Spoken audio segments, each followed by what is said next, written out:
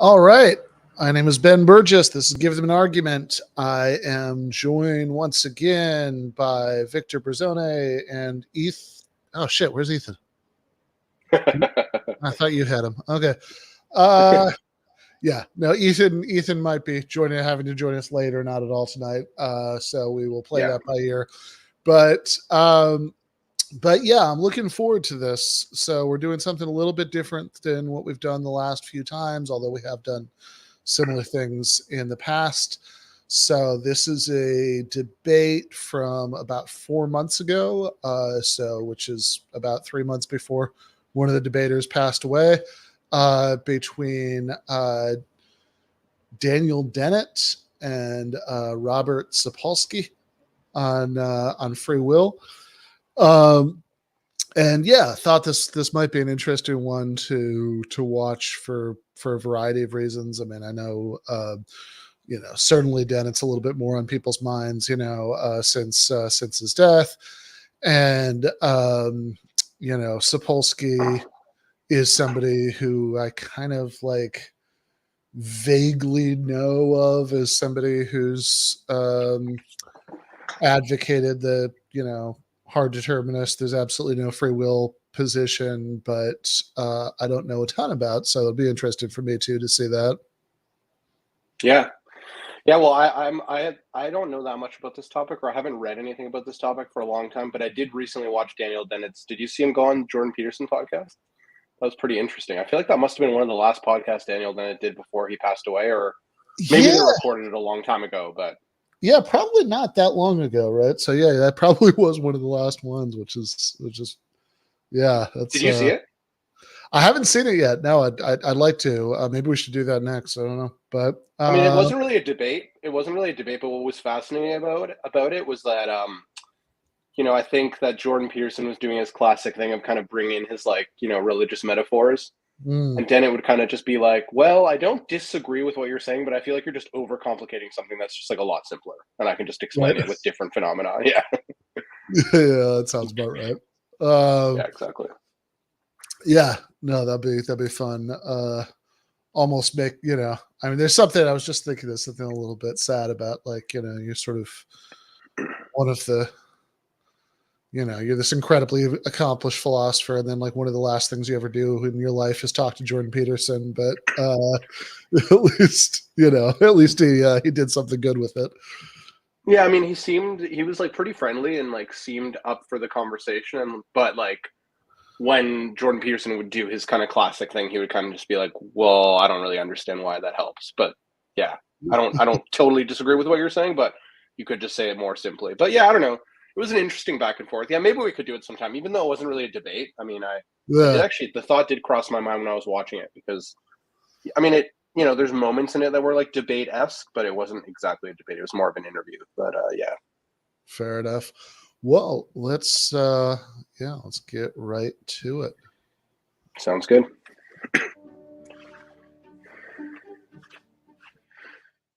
Good evening, everyone. Welcome to the How To Academy. My name is David Malone. And thank you very much for choosing to join us for tonight's debate about free will. And if I could point out the obvious in a debate like this, it may be, of course, that you didn't choose of your own free will to join this debate. It may be, in fact, that you had no choice in the matter at all.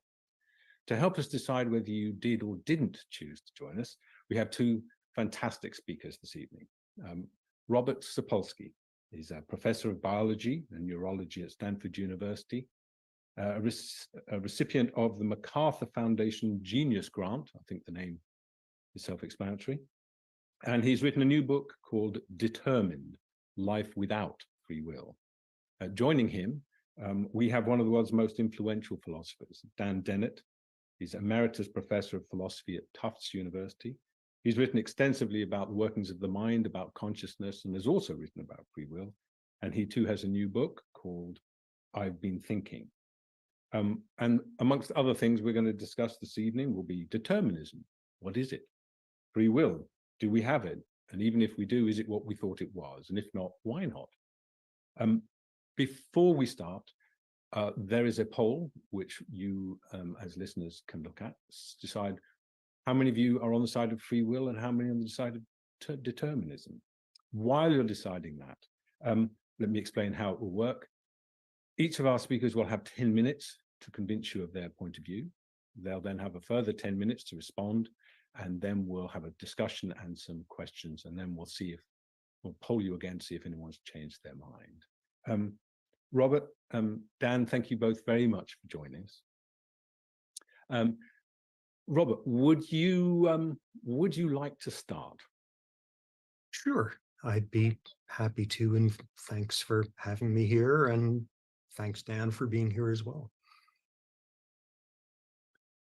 So you've got 10 minutes, 10 minutes to convince us of what you will. Okay, I thought we were going to be given the polling results, but no, I guess that's a cliffhanger.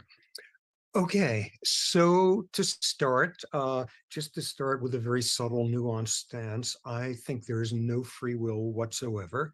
I think that is abundantly clear. And on top of that, I think if people started believing that, it would be a far more humane world. This would be a very good thing.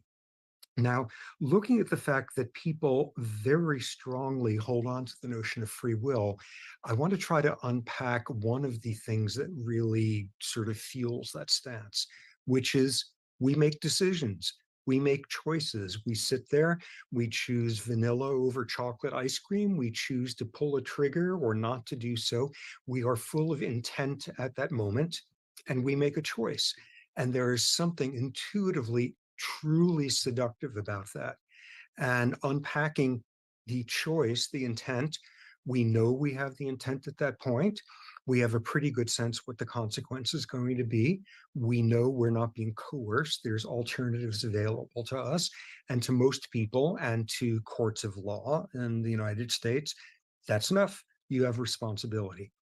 And my starting point is that tells us nothing whatsoever about free will. It is completely irrelevant to it. Whether we form an intent to do this or to do that, that is completely irrelevant for a very simple reason. Because assessing behavior based on that is like reviewing a movie when all you've seen is the last 3 minutes of the movie. Because what you're never, ever asking with that stance is, oh yeah, where did that intent come from? How did you become the sort of person where that is the sort of intent you would form at that moment? Because that's really the only thing to do. It's the only question to ask. Okay, let me give you a scenario that is laden with intent and choice. You got two people, they go in, they watch a movie. The movie is some inspirational movie about some guy who previously has been obscure and now does something incredibly heroic. And the first person comes out of the movie with an intent and a choice. They say, oh my God, that was so inspirational. Right now, I'm going to go over to that booth by the popcorn stand and I'm going to sign over my life savings to Doctors Without Borders. That's how inspired I am. I intend to do that. And the second person has an intent, makes a choice at that point, and they says, oh my God, that was the most outrageously manipulative movie. I can't believe that script. The cinematography was terrible. I'm outraged. I'm offended that they would charge I'm outraged at the theater, and I'm going to go right now and demand my money back. Okay, so we see two people who acted with intent, made choices. And the question obviously then is, how did they become the sorts of people where those are the choices that they would make, where those are the intents they would form? And if you come from a world of biology, as I do, that's a whole hierarchy of questions, because there's a whole hierarchy of things that went into each of those people intending to do what they do. Part of what was playing out in the previous minutes to hours. Were they angry? Were they hungry? Were they in pain? Were they sleep deprived? Were they stressed? Were they scared? Whatever, because we know people's choices will change dramatically in those circumstances. People's judgment, people's executive control, people's capacity to make one type of decision, if it is a tougher one, but it is more appealing in the long run. Okay, so that matters.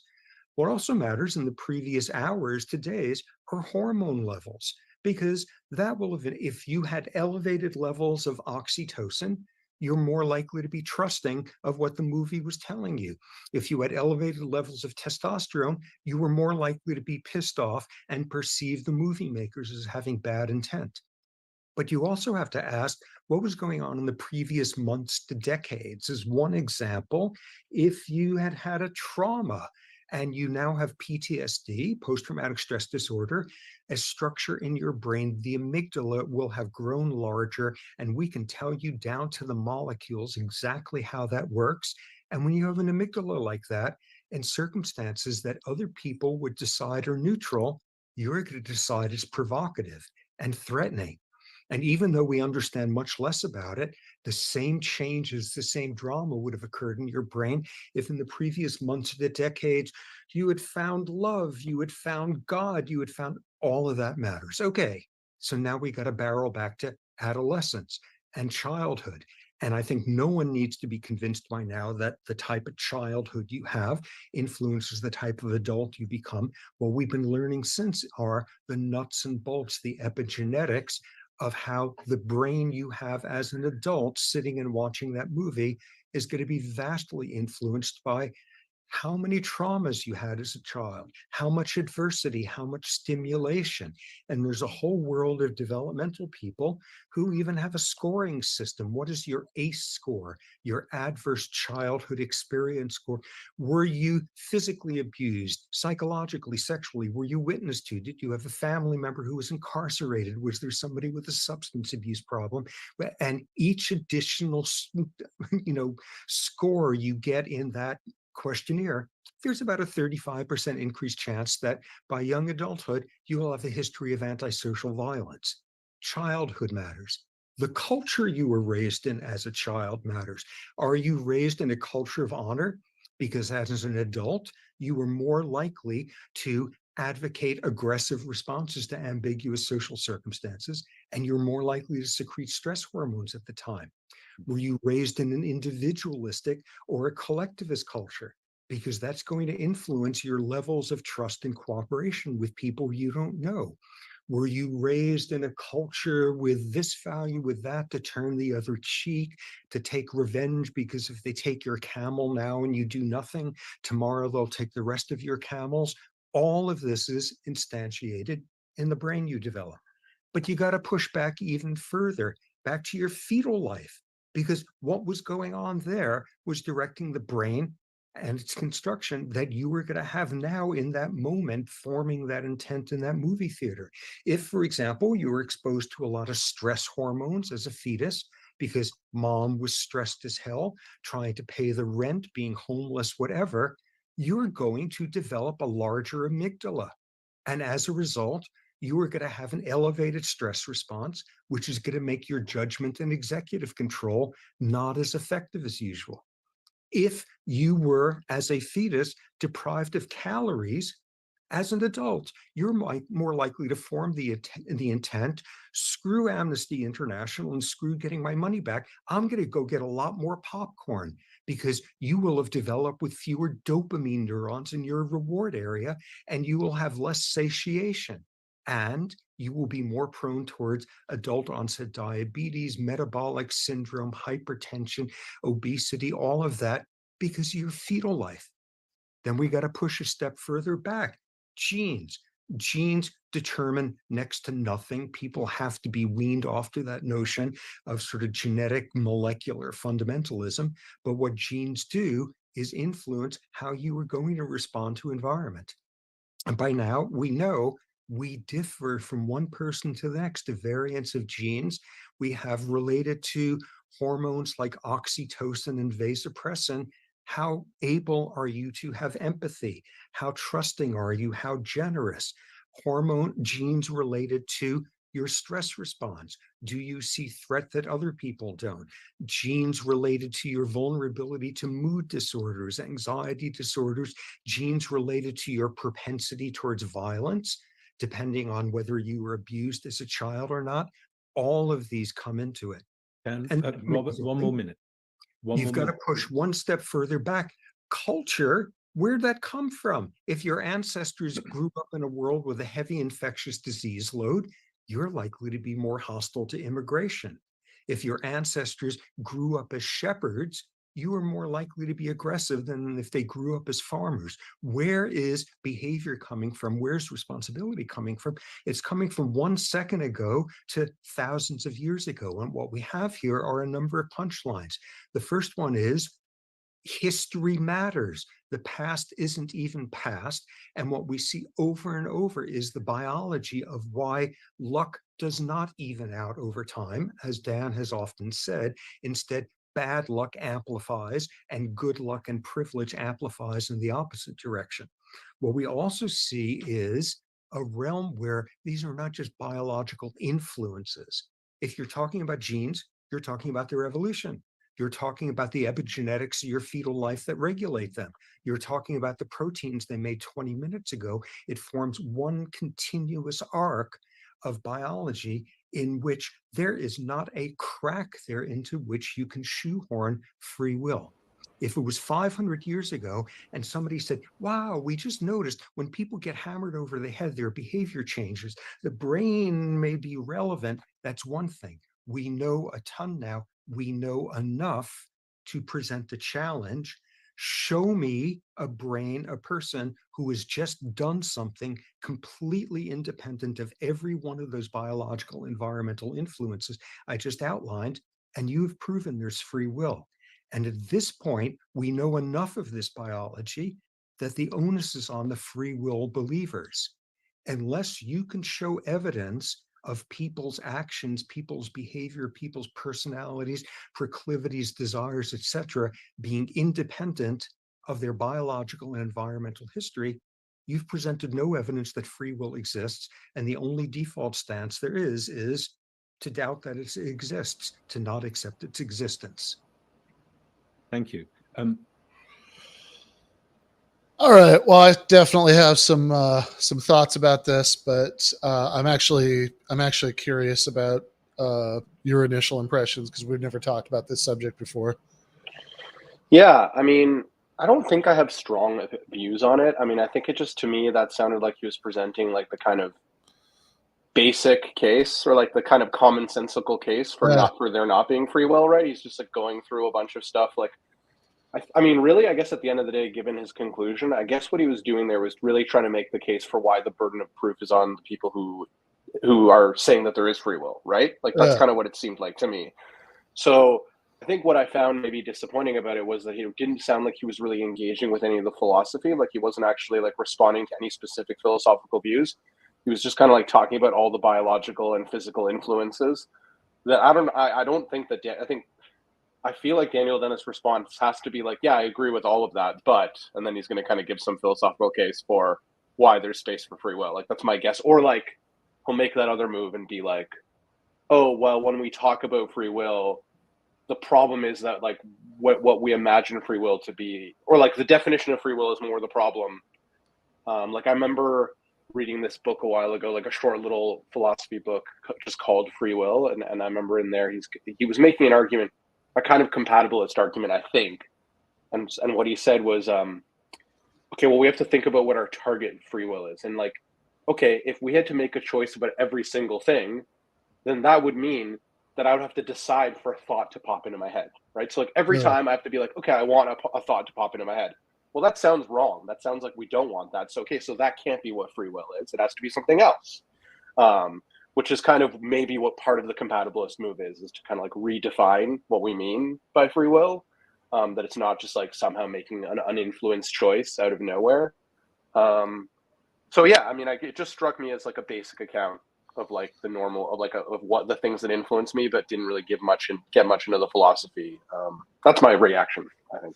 Yeah, I mean, I guess I pretty much agree with that. I think that so, you know, I'm watching this debate fresh, but I mean, I know a decent amount about Dennett's views on free will, and he's definitely going to say what you just said, right? That it's like, look, I agree with all your premises, but that has nothing to do with anything.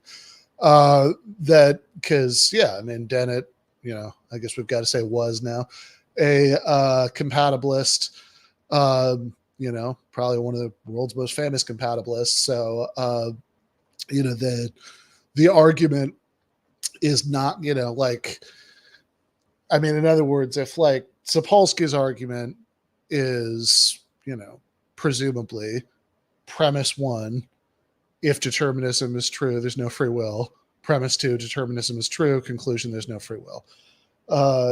And as best as I can understand what he just laid out, it seems like he's just taking premise one to be too obvious to require argument. And he spent his entire 10 minutes on premise two. But of course, Dennett's not going to deny premise two. He's going to deny premise one. Right? Like that's the whole point of compatibilism, is to say these things are compatible. One of them being true doesn't mean that the other one is false. And so it kind of seems to me like, Sapolsky is, maybe the latest in a line of people who are scientists who, certainly know a lot about, one or more areas of empirical research, and are very, very good at like popularizing and explaining the conclusions of those areas of empirical research. I mean, I'm not bashing anybody here. These are good things to be good at, right? Like, but really can't be bothered to figure out what people are arguing about when they're arguing about free will, right? Because most of the philosophical argument isn't really about determinism, true or false. It's mostly about determinism incompatible with free will or incompatible with free will, right? So like, in other words, like one way of thinking about this is that it's like, okay, it kind of seems like we all have this starting intuition that, before we even start thinking about philosophy, that people are only responsible for their behavior if in some sense what they did was up to them. It was under their control.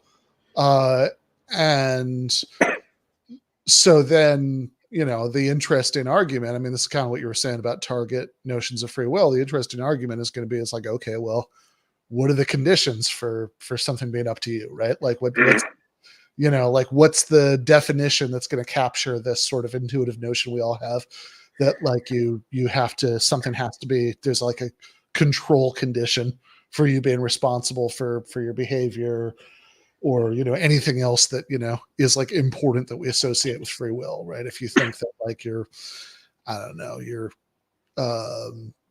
like existential meaning comes from your free choices or whatever, like, okay, like what's what would have to be true about that for that to be true? Because there are lots of different senses in which somebody could be in control of their actions or not in control of their actions, and probably some of them are compatible with determinism and some of them aren't, right? So I mean, the real question is like, which one matters, right? What's the what's the one that's actually relevant when we talk about moral responsibility or some other important concept like that? And yeah, I mean, Dennett's gonna, I mean, like one of the phrases that Dennett's famous for is like the varieties of freedom worth wanting, he thinks are compatible with free will. So you could say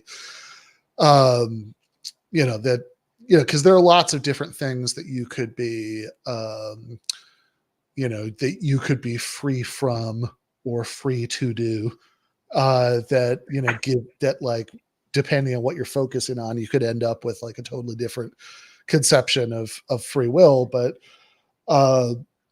Sapolsky seems to just be assuming this sort of very basic kind of, well, what you need is some sort of cracks in the, in the chain of, of cause and effect determinism in order for there to be free will, this kind of free will in the gaps view. And, I expect, based on everything I know about his views, that it's just going to say, yeah, but I don't think that's what it is. And, then, I hope they'll have a more interesting argument for the rest of the debate.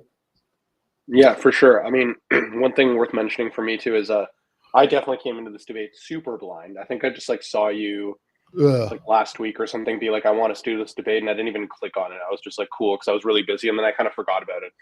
Honestly, I forgot we were doing this until like an hour ago, and I was like, oh shit, we got to do this thing. But like, I guess so. The only point of me saying that is like, I saw someone in the chat said, well, that's because he's a human behavioral biologist, and like that makes sense. I didn't even know that, right? I guess they said it at the beginning, but I must have missed it. So like that's in a way like somewhat disappointing, because not like, I agree with you that it's like important work that biologists and scientists are doing, but like if they are not familiar with the literature on this question, then it's just kind of like a little bit disappointing, right? It like limits. It feels like it limits where the debate would go. Yeah. And the other observation I had was that he also made this claim right at the beginning where he was like, I also think it's better for us that we don't have free will, right? And then he didn't really elaborate on that, or maybe he didn't. I just missed it. I But don't he said think, it's no, like he good. definitely did. I think, he definitely did not elaborate on it, right? I think But he said that, right? Yeah, he said it, right, but he didn't elaborate on it. Right. So yeah. it'll be interesting to see if that comes up later. Yeah, I assume he will, eventually, but yeah, this is like, yeah, I mean, this is very common. Like, I don't know. Like, I feel like what we're getting here is about what you get if you read like Sam Harris's book about free will, or you watch like Sabine Hassenfelder's videos where she talks about it, which is, again, I mean, I think maybe understandably people whose background is entirely in science are sort of most interested in talking about the empirical premise, but that's just often not really where the most action is. And I did just also want to say, so to Lex in the chat, it says, okay, so ultimately debate is semantics. I don't think it's necessarily purely a matter of semantics, because like that's one way to frame it, that we're just, I mean, which almost just sounds like you've sort of moved from philosophy to like linguistics. You're just going to like go, canvas what people do when they use this phrase. But I think there's like a more interesting way to frame it, is just like, okay, but like sticking with moral responsibility, assuming that that's like the target concept for like a, the context in which we're most interested in free will, but you could do this with, existential meaning or whatever. Like, okay, but like substantively, what kind of control over our actions seems to be relevant to responsibility? Does it, is it the case that like, you need to be like free from chains of cause and effect in ways that you only are if some, I don't know, non-standard interpretation of quantum physics turns out to be true? Or does that really have nothing to do with what we care about there? Does it really like more about our ability to imagine and deliberate between different courses of action, or, freedom from manipulation or something like that, right? So I think there is a more substantive way to frame it, but yeah, I'm definitely curious to see where it goes from here. Yep. Before I ask you to start, the results of the poll were 59% did believe in free will, 41% didn't. That's where we started. Okay. Robert, thank you. Dan, there's the challenge for you. Yes. First of all, I would like to issue a little disclaimer about your poll. You asked whether you believe in determinism or free will. I believe in both determinism and free will. Yes. And because I think that what Robert shows so eloquently is that he's been taken in by the philosophers who have inflated the idea of free will way beyond what it has to be. And he says, if you can't point to a decision you make which is completely free of all earlier considerations and influences, then you can't show free will. But that's just a daft notion of free will. And there's a strange tension in Robert's 10 minutes there. What's he doing? Why is he talking to me? Does he think he convinced me? He can convince me or convince anybody? I think I can convince people, and I think he thinks he can convince people. And that's because we are both receptive to reasons. Now, I agree with everything he says about the hormonal and developmental and epistatic developments that impinge on who one is at the time. That's the raw material each of us starts with, and we don't start in the same place. As he says in his book, life isn't fair. And that's true. There are tremendous differences in style, in talent, in accomplishment, in education, in upbringing, in nutrition. That's true. The whole point of free will is that this is a socially evolved system which minimizes those, which takes steps to make the world safer for everybody. I counted on Robert being here today. I'm sure he counted on my being here. We both are reliable people. You can trust us. That's one of the key elements of free will, to be self-controlled. Now, Robert says, go back years and years and years, go back before your birth. I want to go back even further. I want to go back to the beginning of life. Because when evolution gets started, what begins is a process of skill development. The very first living things were better at staying alive and making progeny than the alternatives. And it's been a growth of skill and competence ever since. And there's skills that Robert and I have that many people don't have, and there's other skills that we don't have. I can't play the violin. I can't dance the minuet. I can't read Persian. There's lots of things I can't do. Too bad, but I've got my own set of skills. He's got his own set of skills. And what civilization has done is to, over the centuries, over the millennia, what civilization has done is to distill out the most important skills for making people safe and reliable citizens. And that is, they have the skill of self-control. Now, that's what evolution is all about. Evolution is about the evolution of the skill of self-control. And we are better self-controlled because we have many more degrees of freedom than any other living thing on the planet. We have a lot more skill. If a tree falls and kills somebody, we don't hold it responsible. It doesn't have the skill. It doesn't have the perceptual organs. It's not able to prevent foreseeable damages because it can't foresee, but we can. Now, there's a quote that I love from the late, great novelist and critic Tom Wolfe, who said, the conclusion people out beyond the laboratory walls are drawing is, the fix is in, we're all hardwired. That, and don't blame me, I'm wired wrong.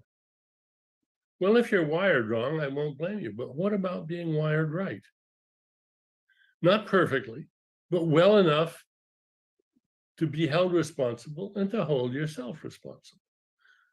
I assume Robert has a driver's license. He has self-control enough. I'm not scared if he's out on the highway because he's basically sane and he has self-control. There are other people who shouldn't be on the highway. Now, one of the points that he makes a great deal of in his book, and it's an important one, is that we have to draw the line somewhere. Some people just miss the boat for having the kind of skill, the kind of self-control that entitles them to treat themselves as responsible agents, to make contracts, to make promises, to take care of yourself, to go free in the world. Now, we're learning every day, and Robert has a lot to say about this, ways in which people have diminished self-control, diminished capacity.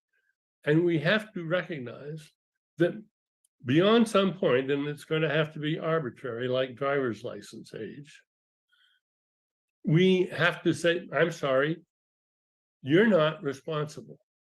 You have lost your free will. It has nothing to do with determinism. It has everything to do with control. I'm getting old. I may lose my marbles one of these days, and then I'll lose my self-control. I'll lose my free will. Free will is an achievement. It's a skill. It's not a metaphysical feature. So when you understand that free will is something that has been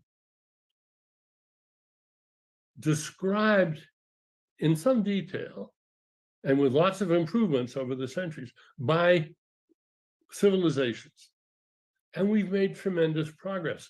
one of the things I really admire about Robert's book is he goes back and gives lots of detail about the horrific punishments that used to pass muster, that used to be considered all right. None of us want to live in that world. That's terrible. Look, we've made improvement. We've gotten better. We've evolved.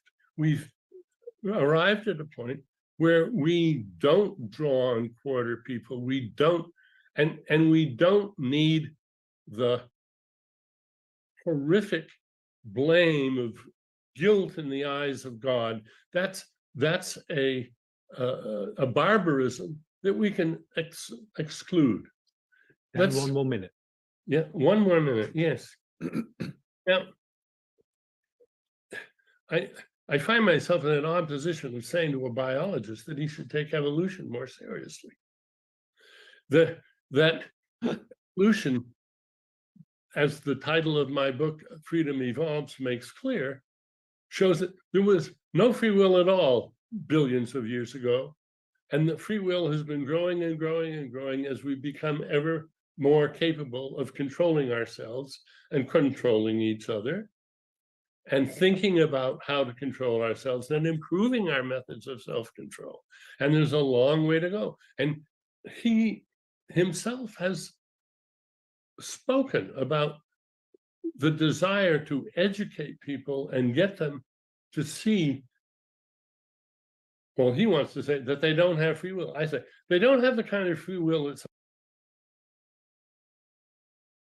some philosophers say they should have, but that's not a variety of free will that anyone should care about. It's not worth having. I have never seen anybody explain why it would be desirable to have an undetermined will.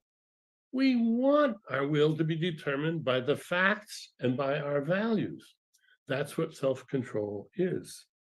One thing that Robert says that I would actually invite him to back off on, he says at one point, it's logically indefensible, ludicrous, meaningless to think that something good can happen to a machine. I'm a machine. I'm an evolved machine made of machines, made of machines, made of machines. There's nothing magic about me, but good things can happen to me and bad things can happen to me. That's how good a machine I am. It seems to me that Robert has a secret yearning for a sort of magical power, which he realizes he can't have. Okay. I say, no, you can have it. Robert, thank you, Dan. Robert, would you like to respond? Well, on the plus side, he didn't lose his marbles. Yeah, that's a good point. Yeah, I mean, I don't know. Like I mentioned before, I'm not like super familiar on the literature, so I don't know. It's interesting to me the way that he's. I guess I was like looking for more of an argument for like the status of like what free will is, like what we're targeting, and I feel like that wasn't really present there. He's just kind of.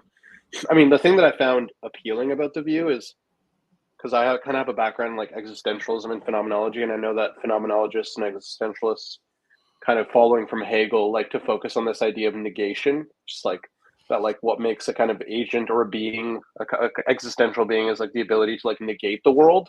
And like that kind of reminds me of like when he's talking about like self-control, right? Like being able to kind of saying no to the things that are presenting in your so I mean, I don't know, there's like some compatibility there, but I guess like if you want to get more into like technical philosophy, I was just like looking for, okay, well, what is it that we mean when we say free will? What's the thing that matters that like you're trying to affirm, Dan Dennett, right? And I feel like maybe it was there between the lines, but I didn't get a clear sense. Yeah, that seems right. I mean, I think he said to my ears a lot of good stuff, but I think that maybe, I think maybe like some of this was a victim of the Dan Dennett style of presentation, which is very like, I don't know, it's like very earthy in a certain kind of way, right? Like that, even though there's all this empirical knowledge and philosophical sophistication going on in the background. I mean, part of why Dennett was, had the kind of audience that he had is that he was very good at like sort of, presenting things in very simple ways. But I think that in this case, I almost worry that it was sort of folksy to the point that it was easy to miss the point of what he was saying. And Definitely my sense. yeah, so okay, so one of the things he said earlier on, which I actually do think makes sense, but I think would be very easy to dismiss because because he wasn't really because he wasn't really connecting the dots enough, was, oh well, you think you can persuade me, but why? I think I could persuade you, but that makes sense. I expected you to show up. Why do you expect me to show up? And I think if you're just kind of registering, like, he does say a couple more things that help connect the dots a little bit, but I think if you're just kind of, it's all quick enough that if you're just kind of registering it very quickly, it all sounds kind of weirdly beside the point. Like, yeah, what does that have to do with anything? Right. Like, because after all, right, like if you think that free will is incompatible with determinism, it's like, look, I can be determined to find something convincing or not, and to, be a reliable person who shows up on time or not, right? What does any of this have to do with free will? And he did say something very quick. It took like 2 seconds, but that did connect the dots, which was, well, look, I think I can persuade you because I think you have certain, I think even right now I'm using more words than he did. It was like, it went by so quickly, but it was something like, because I think you have, sort of capacities to take in reasons or something like that. Right. He used some phrase along those lines. And, I think what he's sort of gesturing at there is just the idea that, we should understand free will, the kinds of free will worth wanting, as having to do with, he used the word self-control a bunch of times. So that, so it seems like what he's saying is, well, it has to do with certain kinds of capacities that we have to do things like, understand and be appropriately moved by reasons for and against different courses of action, to sort of like imagine different things we could do and like rationally deliberate between them.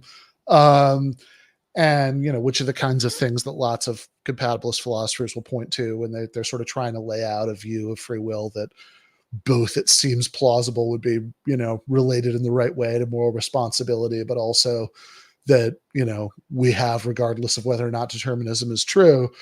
And, so I think it's actually like a reasonable point, but again, I think it'd be very easy to miss it, because I think if you don't spell it out the way I just did, then I think it's like way too easy to respond by just like, yeah, sure, I can be, determined to show up on time or to find an argument convincing. What does this have to do with anything, right? Where I think like the point that Dennett was trying to make was, this shows you something about certain kinds of capacities for self-control that that I think are what we're really thinking of when we think about, free will, or we or like the kinds or like these are the kinds of freedom that seem like they should matter to us, is, your ability to regulate your own actions through, deliberation about reasons and all that stuff. So I think that's what he's getting at. But, it's, but again, because he isn't really nearly as explicit about the arguments as I would like him to be, I think it'd be very easy to miss. Yeah, 100%. I mean, I already feel like I know what Sapolsky is going to say in response, which is basically what you said. He's just going to be like, yeah, sure, that's fine. It's because of your past and all these things that happened to you that like you became the type of person who's going to have more self-control, and like that's already determined too. And like, but when you were talking there, I also kind of was reminded of how, when I hear people talk about compatibilism, I always have this sort of like suspicion that it is kind of like one of the commentators said, or the people in the chat said, that like it's like a battle over semantics, in the sense that it's like, oh, like it's not that free will exists in this like robust sense, like what I said earlier, that example where like, oh, we decide every single thing, I decide every thought that comes into my head. It's not that we have that kind of free will. It's just that we need to reframe these other moments in our experience that are actually just, oh, like that sensation that I have when I have like self-control, like that's a moment of free will. And like, yeah, even though that might be influenced by other factors, we're just going to call that free will. And I don't know, again, like I don't want to like repeat myself too much over my like lack of authority on this topic, but just like my sense was like that always sounded unsatisfying to me. And like maybe that's not, there's more philosophical sophistication there that I don't know. But like when I hear it, that's sort of what it sounds like, and I just don't find that interesting. It's like, well, okay, I think, so you just want us to like rename it and be like, no, these moments are actually free will, and it's not that they're actually free. It's just that like they're the moments that matter. I don't know. I must be missing. Yeah, something. I mean, I think that would be an example of a pretty implausible theory of what free will is. If it's just what you said is just like the sensation of deciding something, because yeah, sure, like that.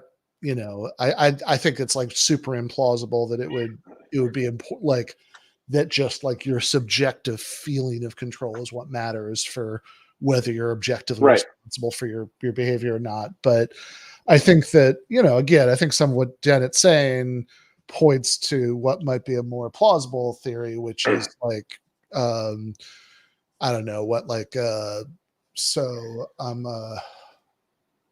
John Martin Fisher, it's a compatibilist philosopher, it says like that, the kind of control that matters is that you have an adequately reasons responsive cognitive system, so that you're able to the right extent to to like understand and be moved by reasons for and against different possible courses of action, and that like this produces the right, this is like, this is the chain of causality leading to your action. And that I think actually is like fairly plausible depending on context. And I mean, but how is that free? Right? Yeah. Like it's just like, okay, the chain of causality like led you, it's still a chain of causality, right? That, like, sure. So if what you mean by free will is freedom from any sort of causal backstory, then it's certainly not free will, right? But then the question is it plausible? So that's what I mean by like we all accept this causal story, but then it's like we want to carve out a certain part of that story and be like, we want to name that free will, but it's still all a causal story. No, sure, it is totally a causal story. Okay. But the dispute is about like whether it's like, okay, is the kind of free will that would plausibly matter for something like moral responsibility, freedom from causation, right? Like is that what plausibly matters? Or is there something, because like, again, you could be free from lots of things or free to lots of things. The question, I mean, it's like not that hard to like carve out some, like probably lots of different senses of freedom. I mean, to my mind, I mean, then this is, I don't want to go too far in attributing this to Dennett, right? Like what he might think, but like, although I think it at least kind of rhymes with some of what he says, like, to my mind, the interesting question is like, which of these kinds of freedom actually matters for some sort of important context, like moral responsibility? Like, is it, is this kind of freedom from there being any kind of chain of causation? Like, is that what matters? Or, I mean, certainly it seems fairly plausible that like freedom, that like freedom from like coercion or manipulation, like those seem to be things that are like pretty consensus-y, that like those would matter, but maybe you think that's not enough. And I mean, certainly then when you start thinking about, and actually this is like what I took Dennett to be getting at with some of his talk about evolution, and even with that, folksy little line about losing his marbles, right? That like, I think that what he was getting at is like, look, there are lots of, we tend to think that the kind of control over your actions that matters when it comes to people being responsible for what they do is something that sort of cognitively standard adult humans have that all these other kind of creatures don't have, right? I don't think my cat has that kind of control over his actions, and I accordingly don't really blame him for when he does things I don't like. I don't really think that like small children, whose like brains are really undeveloped have it. And, I think that if Dennett had lived long enough to lose his marbles, right, I don't think he would have had it. Right. But that's interesting in and of itself. Cause it's like, look, we don't think that, cause if you think that like what's really important for free will is sort of, again, like when you like dig down into like the quantum physics level, or they're like chinks in the chain of causality or something like that. It's like, well, look, I mean, if that's true about my brain, there's no reason it couldn't be true about like what goes on in my cat's brain either. Right. I mean, like there's nothing obvious about the difference between us that would be relevant to that. Right. Like it seems like the relevant differences between my brain and my cat's brain and, like have to do with all those capacities that Dennett's getting at. Right. So it's like, I mean, one way maybe to press the case, I don't know, in the way that I would have maybe preferred that he did it, right, is like, look, you could say that compatible is just redefining free will, but that kind of assumes that we all start out with this this definition that like, we all start out thinking that it's some sort of like deep freedom from like physical cause and effect is what matters for free will, or that's the kind of free will that's important. But why, right? Or, is that even really like, I think that maybe if you ask questions like, is free will compatible with determinism?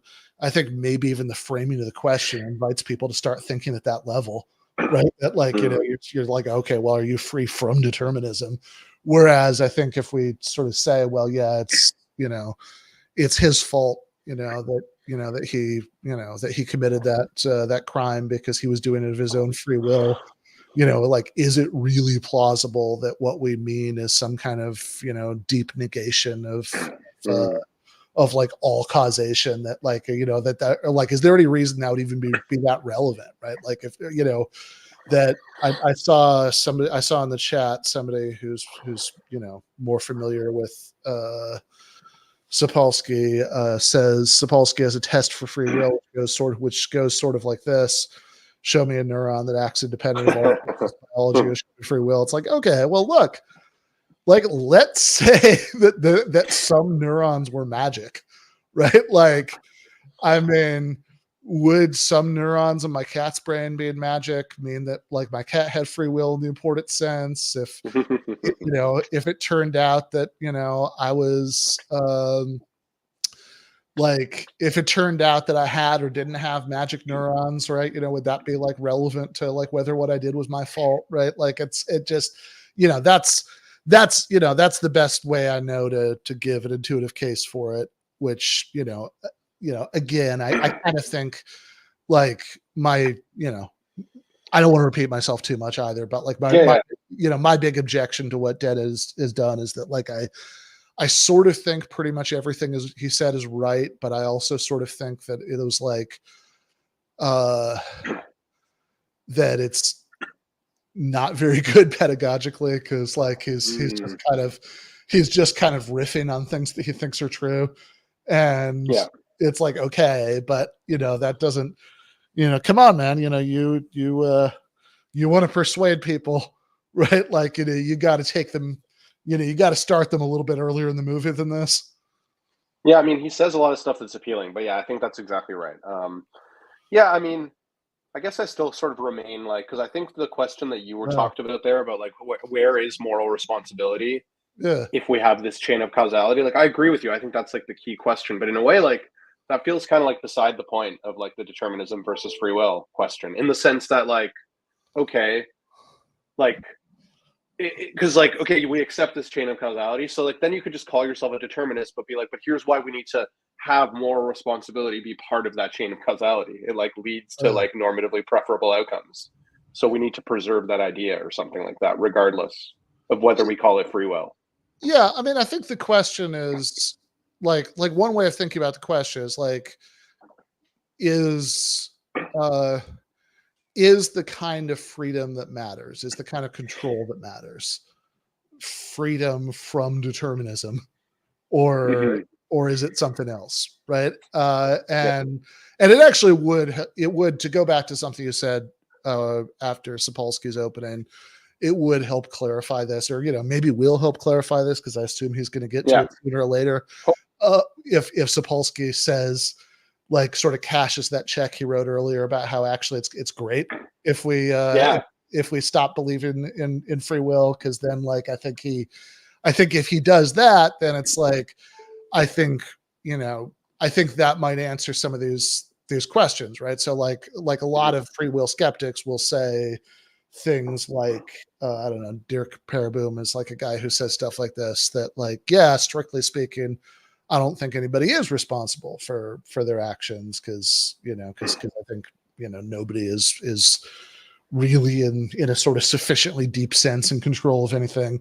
But that's okay, and because that, and like they'll do, so he'll like talk about criminal punishment, and it says, like, well, criminal punishment is sometimes justified, but not because anybody deserves it. You should just think of it by analogy to like quarantining plague victims, and it's like, that's it, like I think maybe when we see if Sapolsky has views like that, right, like then because like I could imagine him saying stuff like this, in which case, okay, it's like really nicely clarifies some of what's at stake. Or I could imagine him saying stuff like, that basically revealed that, like, maybe he does basically believe in responsibility. So at that point, it really is just a semantic question, but I guess we'll see. Yeah, we'll see. Take up to 10 minutes to do so. You're muted at the moment. Unfortunately, I'm in Manhattan right now, so there's at least 4 fire engines within a quarter-mile radius, but that's just the norm here. Well, amazingly enough, I don't agree with everything you said, Dan, amid my greatly admiring sort of the eloquence with which you've argued for free will. I think there's something very interesting that you brought up, that quote of mine at the end, which was saying it's ridiculous to say that anything good can happen to a machine. You didn't finish the quote, where I then say, nonetheless, at my very core, I think it is a good thing when we are made to have lives with less pain and more happiness. So you agree with me? Yes, okay. So a good addendum there. Okay, so where we don't agree. One other thing we agree on. Both of us agree, lest we get caught in the sort of mud with this, we both think punishment and reward are okay to use in an instrumental sense. Yes. So completely in agreement on that. Okay, so where we're not in agreement. So the first issue is an interesting one in terms of what you describe sort of the evolution of. You point out, say, we do not flay people and burn them at the stake anymore. We have evolved. And in some way, I think you're equating that we have evolved to have more free will, because you're yoking our capacity for self-control to evolution an awful lot. The fact that we don't burn people at the stake anymore, I think, shows exactly the opposite, which is over and over throughout history, we have learned, someone is actually not responsible for this. Somebody does not control the weather and thus deserves to be burned at the stake as a witch. Somebody has an epileptic seizure, not because they're sleeping with Satan. Somebody has trouble learning to read because they have dyslexia and we know the neuroanatomy of it, rather than they're lazy and unmotivated. At each one of these steps where we have subtracted out responsibility, where we have viewed the world as having less free will, it's become a much nicer place to live in. Now, as a second point, sort of you're alluding, Dan, to what I think is another incredibly tempting, seductive way in which to get into trouble, which is to make this false dichotomy. Yes, most people will admit we have no control over some of the attributes that we were given, that we were gifted with, that we were cursed with, and so on. Some of us are tall, some of us have perfect pitch, some of us have good memory spans for digits, some of us this or that. And, we were given these traits. Yeah. Most people will now believe, rather than being Calvinists, that this was outside our realm of control. What people then do is this like leapfrog over this Grand Canyon of a false dichotomy into, but where we have free will is what we do with those attributes. Do we show tenacity? Do we show gumption and backbone? When the going gets tough, do the tough get going? Do we show self-control? Or conversely, are we privileged and gifted and we squander it away with self-indulgence? The seduction is that things like, oh, how good your memory span is, what type of receptor you have for this neurotransmitter relevant to memory. Yeah, that stuff you were given. But what you do with it, your gumption, your control or lack thereof, that's made of fairy dust. That's magical stuff. That's a completely different category. And what we see is self-control is as biological of a trait as is your eye color, as is your capacity to play the piano, as is your height. It's a different kind of biology. For my money, it's a hell of a lot more interesting biology, but it's just as biological. And what it's embedded in is a squishy, real, biologically yucky part of the brain called the prefrontal cortex. You develop a good prefrontal cortex, you are going to be good at showing self-control as an adult. You will be better at doing the hard thing when it's the right thing to do. Are we responsible for the sort of prefrontal cortices we have? Not a chance. Here's one example that should stop people right in their tracks, that should have people out, yelling at the barricades and singing like revolutionary songs from Les Mis. By the time a child is 5 years old, the socioeconomic status of their parents is already a predictor of the thickness of their prefrontal cortex and its metabolic rate. And big surprise, it goes in the direction of, if you very imprudently intended and chose to be born into a family in poverty, you're going to have a screwed up prefrontal cortex on the average by the time you're 5 years old. Bad luck evens out over time. Gumption is not made of biology. This is the biology which every step along afterward is the biology and interactions with environment of why at virtually every juncture, this person is going to make the wrong decision and go in the wrong direction. And it has as little to do with choice and free will as your eye color does. I think the final point I want to make with that is running through that is a notion, again, the gumption angle is a source of pulling out judgment and responsibility, which I think is simply antithetical to where the science is. If we can have a quote of yours, Dan, quote, "A good runner who starts at the back of the pack, if he is really good enough to deserve winning, will probably have plenty of opportunity to overcome the initial disadvantage." In other words, if he fails to show sufficient gumption to make up for that deficit, he doesn't deserve to win. It is a moral judgment that he was not able to overcome his initial bad luck, because control is made out of magic. Control is something that is not made out of biology. And I obviously strongly disagree with that.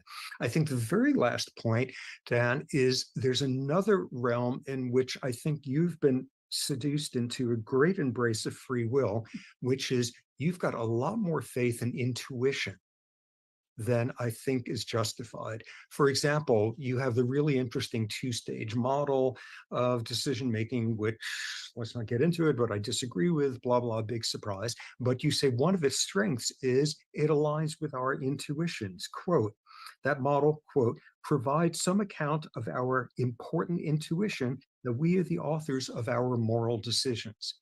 In other words, your model for why there's some free will is more acceptable because it fits with our intuition that we have free will. And I think my last point here that I want to make is intuition is a really lousy guide for thinking about how the world works. Let me give you an example.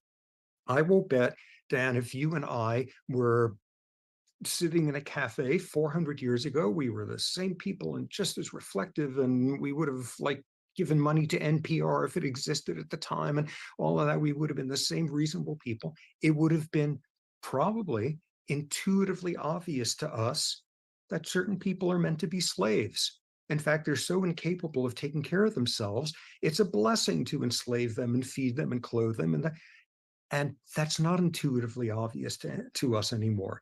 It's not intuitively obvious that it's okay to have 4-year-olds work in factories. But in the past, would have seemed intuitively obvious to us as well.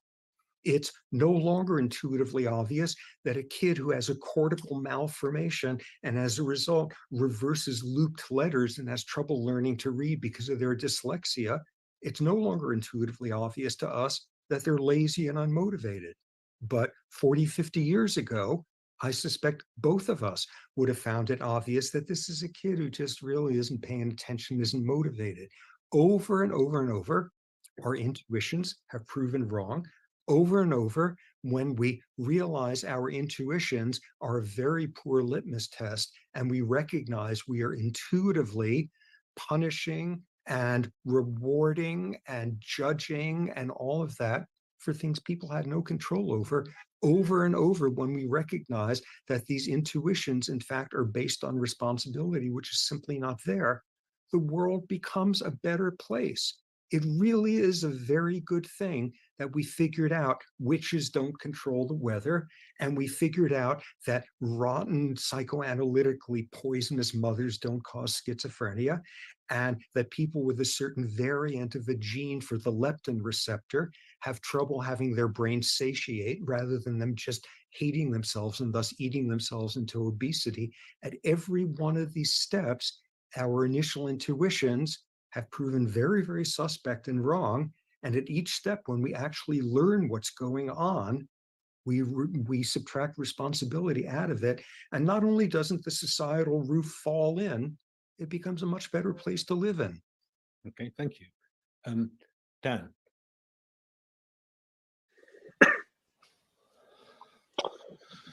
Yeah, I mean, I think Well- that did clarify. If nothing else, I think that did nicely clarify what we were talking about just before we went to it. Right, that he said right at the beginning when he was finishing the quote that Dennett had partially quoted. I mean, I still don't understand what the first part means, but forget that. That doesn't matter. That the rest of the sentence that he said Dennett didn't quote, right, was like, but I still can't help but think it's good when, there's like more happiness and less pain. And then a minute later, he said, reward and punishment are sort of instrumentally justified. And at the end of the presentation just now, he said that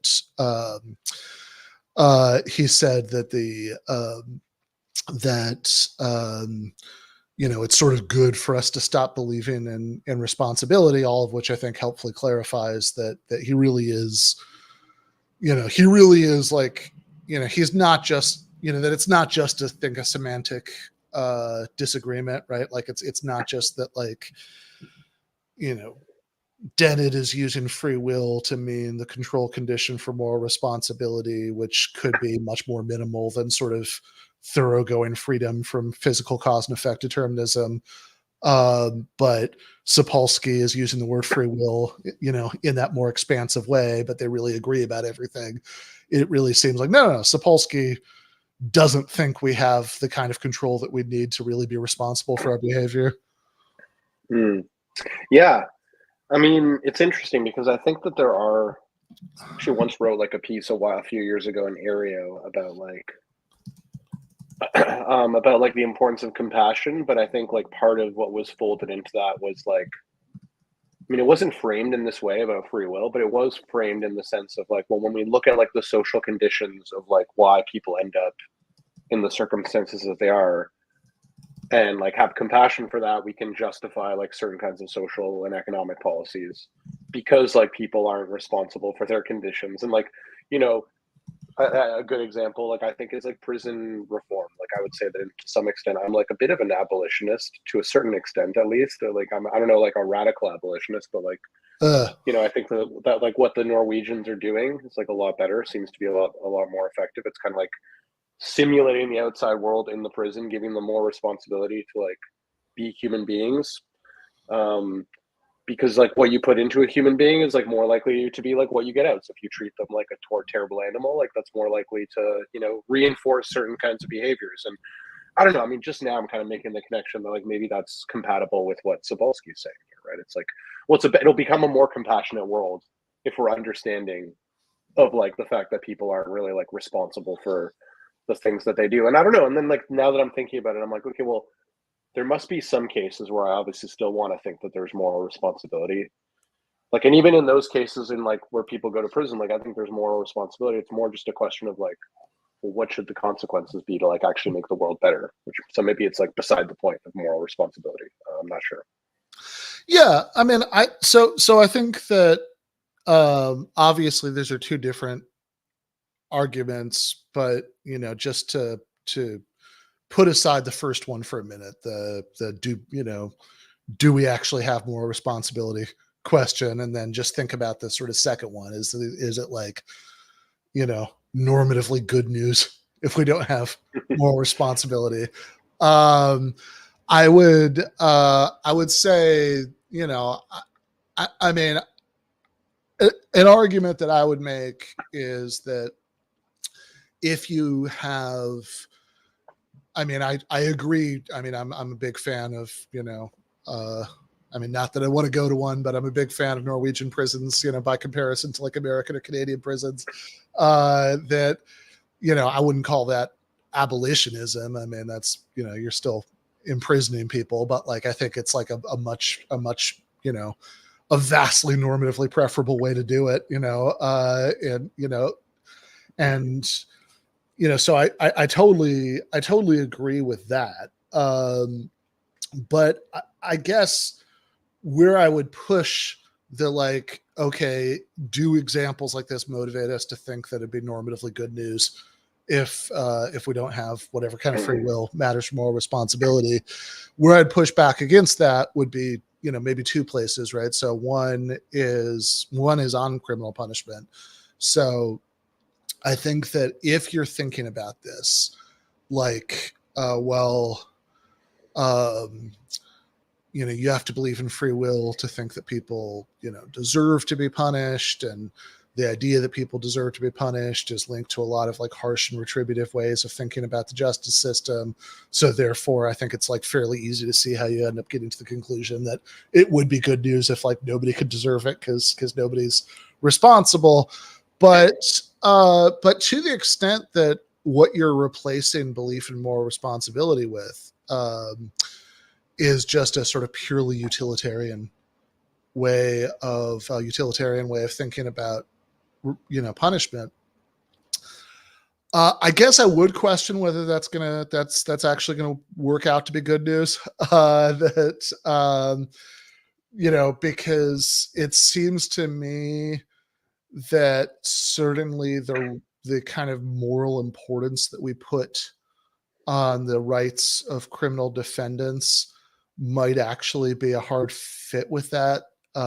So in other words, like, if you think about like Blackstone's ratio, right, it's better to, have 10 guilty men go free than, one innocent man be imprisoned. It's like, well, look, on purely utilitarian grounds, why should we think so? Right? I mean, like if 10 guilty people are going free, they're committing more crimes, they're causing all this suffering, right? Like, are we like, on what grounds are we confident that they're, that like all of the pain that they cause, right? Maybe they're killing people, like is not as bad as like one person being in prison when they wouldn't need to be, is very not obvious to me. So it seems like the only way to make sense of this is if you think it's like morally way worse to imprison an innocent person.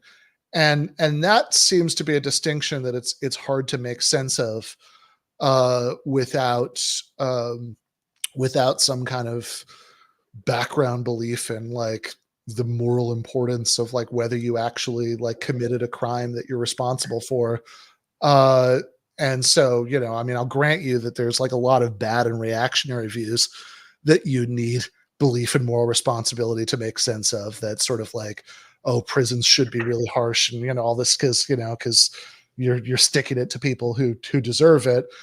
But one, I'd say, you know, just belief in moral responsibility isn't sufficient to get you there. I mean, you could believe that somebody's responsible for them, but have any number of different approaches to like what should happen to them now, right? Like, you know, you can like a belief in like moral redemption or forgiveness or all those things like probably also incorporate some kind of belief in, you know, responsibility to them.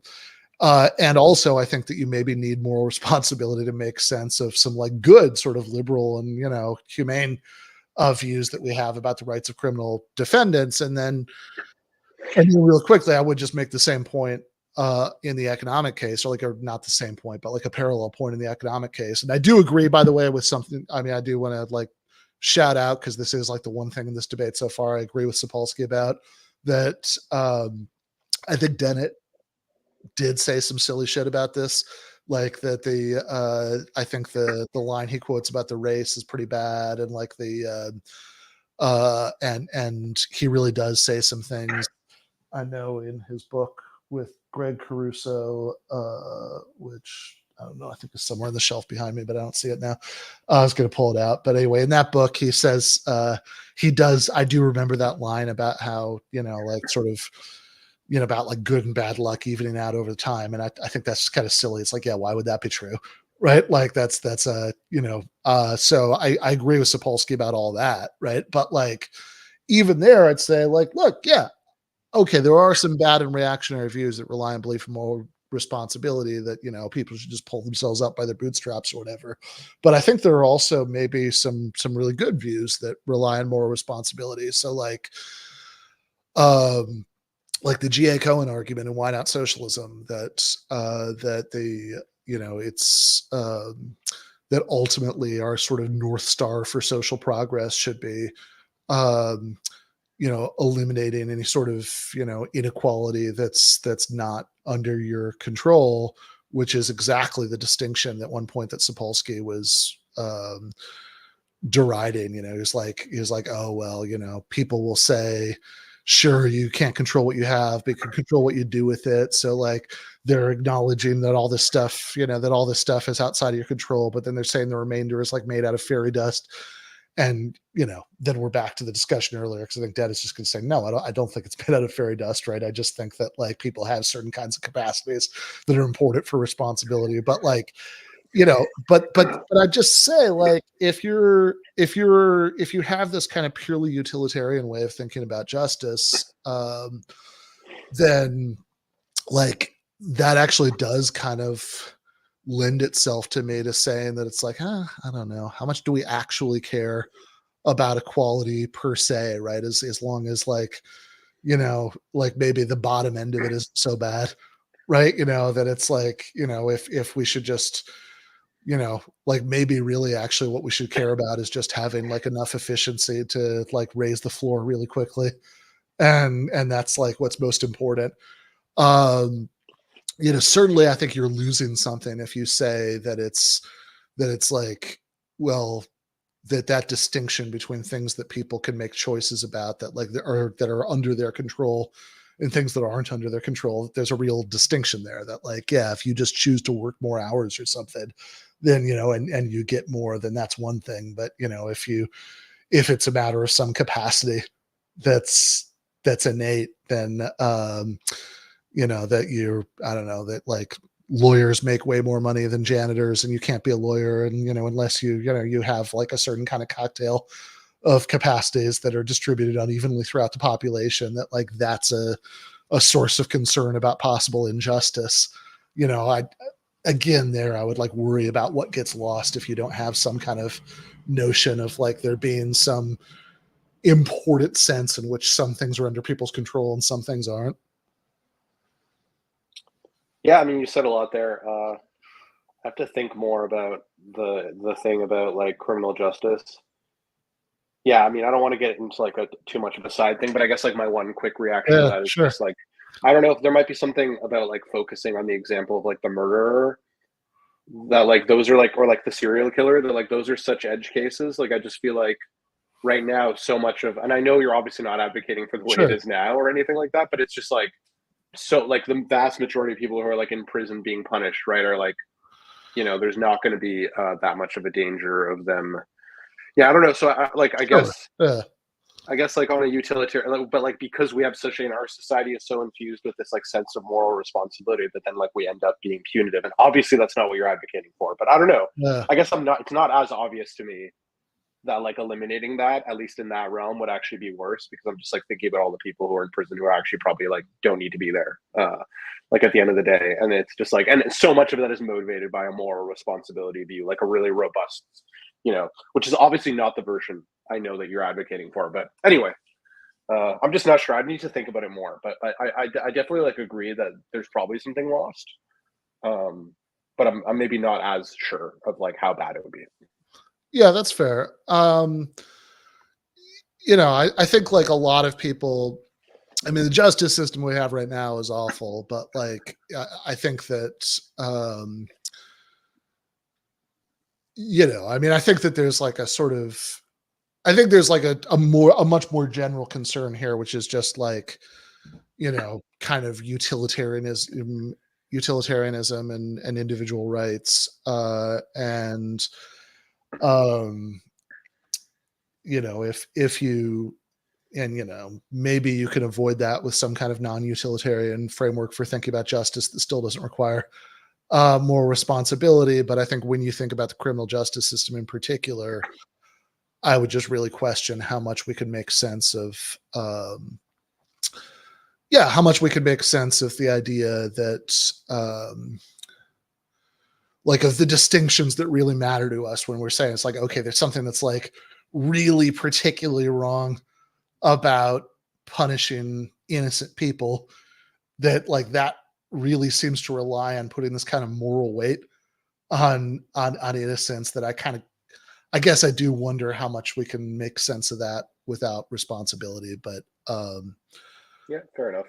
the one thing, the one other thing I did just want to ping really quickly before we go back to it is that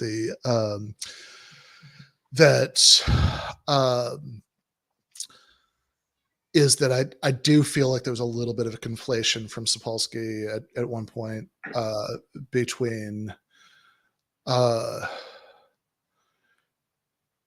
saying that we're responsible for how much control we have over our action, and saying that we're responsible for whatever it is that we do have control over. Because you can think the second one without thinking the first one, right? Like you can think, like, yeah, sure, if Dennett had lived long enough to go, to like have some sort of severe cognitive decline, so he's not really capable of the right kind of self-control anymore, then he would no longer be responsible for his actions, which certainly wouldn't be his fault, right? And it certainly wouldn't be like, certainly wasn't to his credit earlier, right? When he did have his marbles, it wouldn't be his fault that he lost them. But I think his view would just be, given that he has them, he's then responsible for the particular decisions that he makes, like if he has a capacity to control those decisions the right way. So that just seems like a important distinction. But let's go back to it. Would you like to take 10 minutes to respond? Yes, indeed. First of all, thank you, Robert, for giving me some wonderful examples to talk about. You quote me twice, and in both cases, you ignore the fact that I reject the view that you quote. So I forgive you for that, because you're not responsible. You couldn't help it. It was the various imbalances in your brain that led you to misunderstand the quote about the marathon. The very passage where you cite in your book, page 376 of Freedom Evolves, I go on to say, but that's wrong. I say that misleads. It underplays the role of non-fortuitous breaks in the race to responsible agenthood. If you'd read the rest of the sentence, but I guess you didn't have enough self-control to do that. But if you had, you would have realized that you were misquoting me. And as for the two-stage model, the whole point of that article is to say the two-stage model doesn't work. So you sort of admitted that I didn't endorse that model. So you found one thing that I gainsayed about it. I said, well, it does meet an intuition, but I didn't on that ground support the model. In fact, I rejected the model. So, but since you don't have responsibility, I don't blame you. I'm a little sorry. I'm a little disappointed that you don't take responsibility for these errors. I try to take responsibility for my errors, and I would hope other people would too. At one point you say, as we've seen, rejection of free will doesn't doom you to break bad, not if you've been educated about the roots of where our behavior comes from. I agree with that, with everything except you're taking on the definition of free will as being incompatible with determinism, but it's not. That's what compatibilists say. We say, no, you don't need indeterminism. What you do need is chaos. You do need that squishy, messy, impossible to predict goings on in your neocortex and elsewhere in your brain, because we have to be a little bit unpredictable. We have to keep our counsel. We don't want to be controlled by others. The whole key to free will is, yes, you're not responsible for becoming a free-willed, responsible person. But once you become one, you now have the talent to resist being turned into a puppet.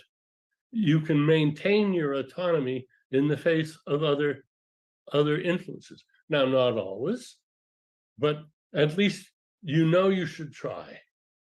And you do.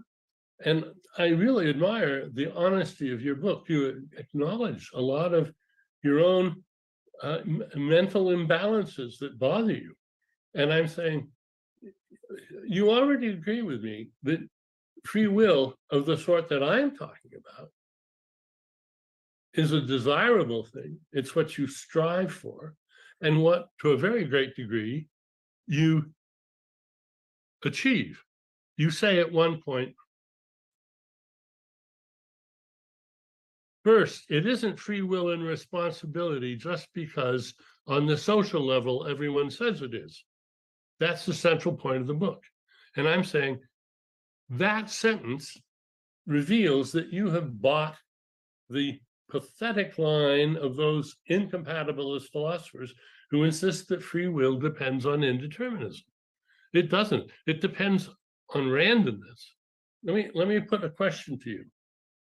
Does evolution depend on indeterminism or on randomness, like a coin flip? Coin flips aren't random. They're just not controllable. They're determined. They're just not controllable. Evolution depends on the uncontrollable generation of diversity. But that doesn't, you can't prove indeterminism by citing natural selection as your proof, because natural selection works fine with deterministic chaos. Robert, do you want to answer that? Yeah, very briefly. This is your two-stage model, Dan, which is stage one is a generation of randomness, a chaoticism that bubbles up all sorts of options for behavior. And as you point out, filtering out the nonsense, what should I do next? Bark like a dog, that's probably not very viable, a reasonable number of them. And then stage two, you choose. You choose, you weigh them, you reflect all of that, and you choose which of those options you do. And all that does is take us back to where I started. How did you wind up being the sort of person where that's the choice you would make, that's the values that you have, that's the thing you consider to be most important, That's the same issue again. You did not choose to become the sort of person who would make that choice at that point. It's absolutely a choice at that point. And yes, I agree with your sort of chaoticism of generating options, doing a couple of filterings. Richard Dawkins has done fascinating stuff on how we filter out the nonsense of options and algorithms for doing that. We focus in on the reasonable stuff, and then the sort of person that circumstances outside your control have made you chooses among the options. We're back to where I started. Absolutely. Well, Robert, you and I are who we are because of that whole long history that goes back to the birth of life. But one of the wonderful things about what civilization has managed to do is to create a perspective where that doesn't matter all that much. And where, because of education, because of all the research that you and your colleagues do, we've learned how to address and counteract a lot of the effects. And where we can't counteract them, we excuse people. Some people don't have free will, but many people do have free will that they get because they have been fortunate enough they weren't responsible for this, but they were lucky enough to get treated for the conditions that maladapted their brains for citizenship.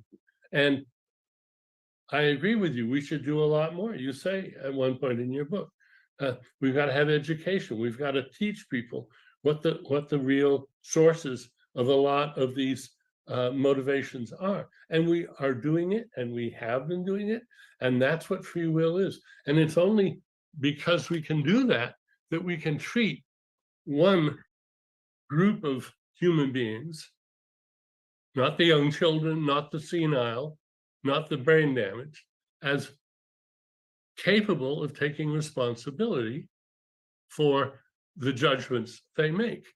And we hold them responsible, and they hold themselves responsible. And as I've said at one point, the ideal system of punishment, and I'm glad you agree with me that punishment is a necessity. You can't have a civilization without punishment, without law and order. The ideal situation of circumstance of punishment is where you have a system of punishment which is so fair and so non-awful that the person punished says, thanks, I needed that. Would you mind if I ask a couple of questions? I hope my questions won't be too silly, but Robert, if I could put to you, if I've understood you, are you suggesting that you wrote this book, a big, long, tremendously interesting book? Are you saying that the book was written as the culmination of all the circumstances of your life, that none of your thoughts were, in a sense, willed by you, that the book was written through you by the circumstances of the whole of life and yours? It's an odd situation, but I think that's what you're saying. And if you're not saying that, please clear up my misunderstanding. Oh, that's absolutely the case. And that was my thinking and where I was at even before I became daft from reading philosophers. It is a very dangerous thing, I can tell you, yeah. I know this now as a biologist. Yeah, that's the reality. And as Dan alludes to, it produces a tremendous challenge for us. We are biological machines, just like amoeba are, but we are the only biological machines that can know our machineness. And that produces everything from self-reflection to phenomenal neuroses to like denial to everything else on Earth. We're the only ones who are capable of simultaneously saying, wow, that's nice that that person just complimented me on the color of my eyes, while saying, that's completely asinine. I had nothing to do with it. Wow. To say, that's a great job that you did, that you're now CEO of the company, and recognizing at the same time, I was already born on third base. I had all of we're a weird troubled, foibled species for that reason, because we can know our machineness at the same time that we can fall for the palpability with which we feel as if we are captains of our own fate. And what that winds up meaning is, yeah, it's hard to keep that in mind. Keep it in mind for when it really matters, for when you're judging harshly. Okay, so can I ask you, Dan, a similar question? If I've understood your view, I've read several of your books. I think what you're saying is you agree with Robert that there's this long, the whole of history of life and then all of your particular life. But I think you're also saying that evolution has created within the machine that you are an ability to judge possibilities and choose between them. So you think that there's a part of the machine. Yes, that's right. That's right. And Robert doesn't think there is that part of the machine.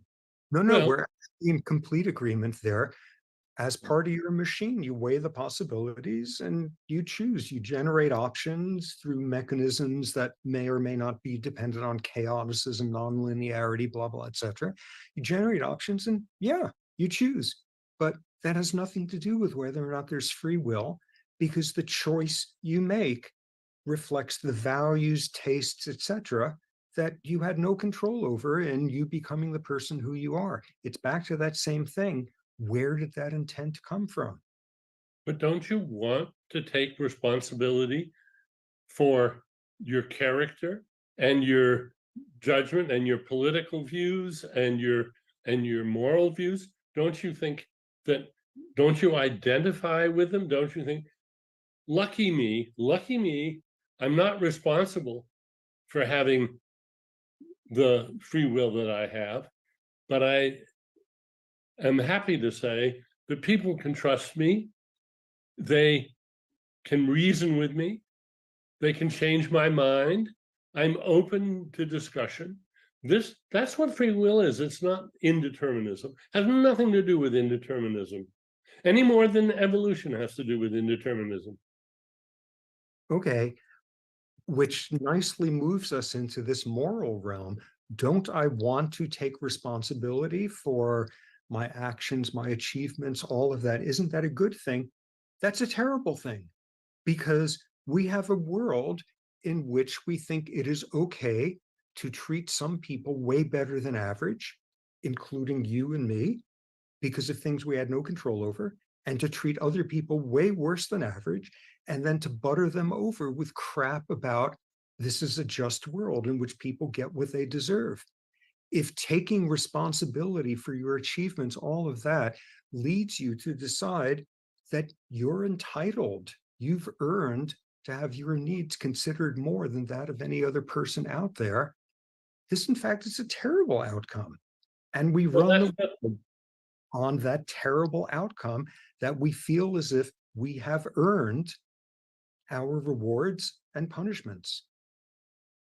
And if you got caught plagiarizing a scientific paper or fudging data, would you take responsibility for that?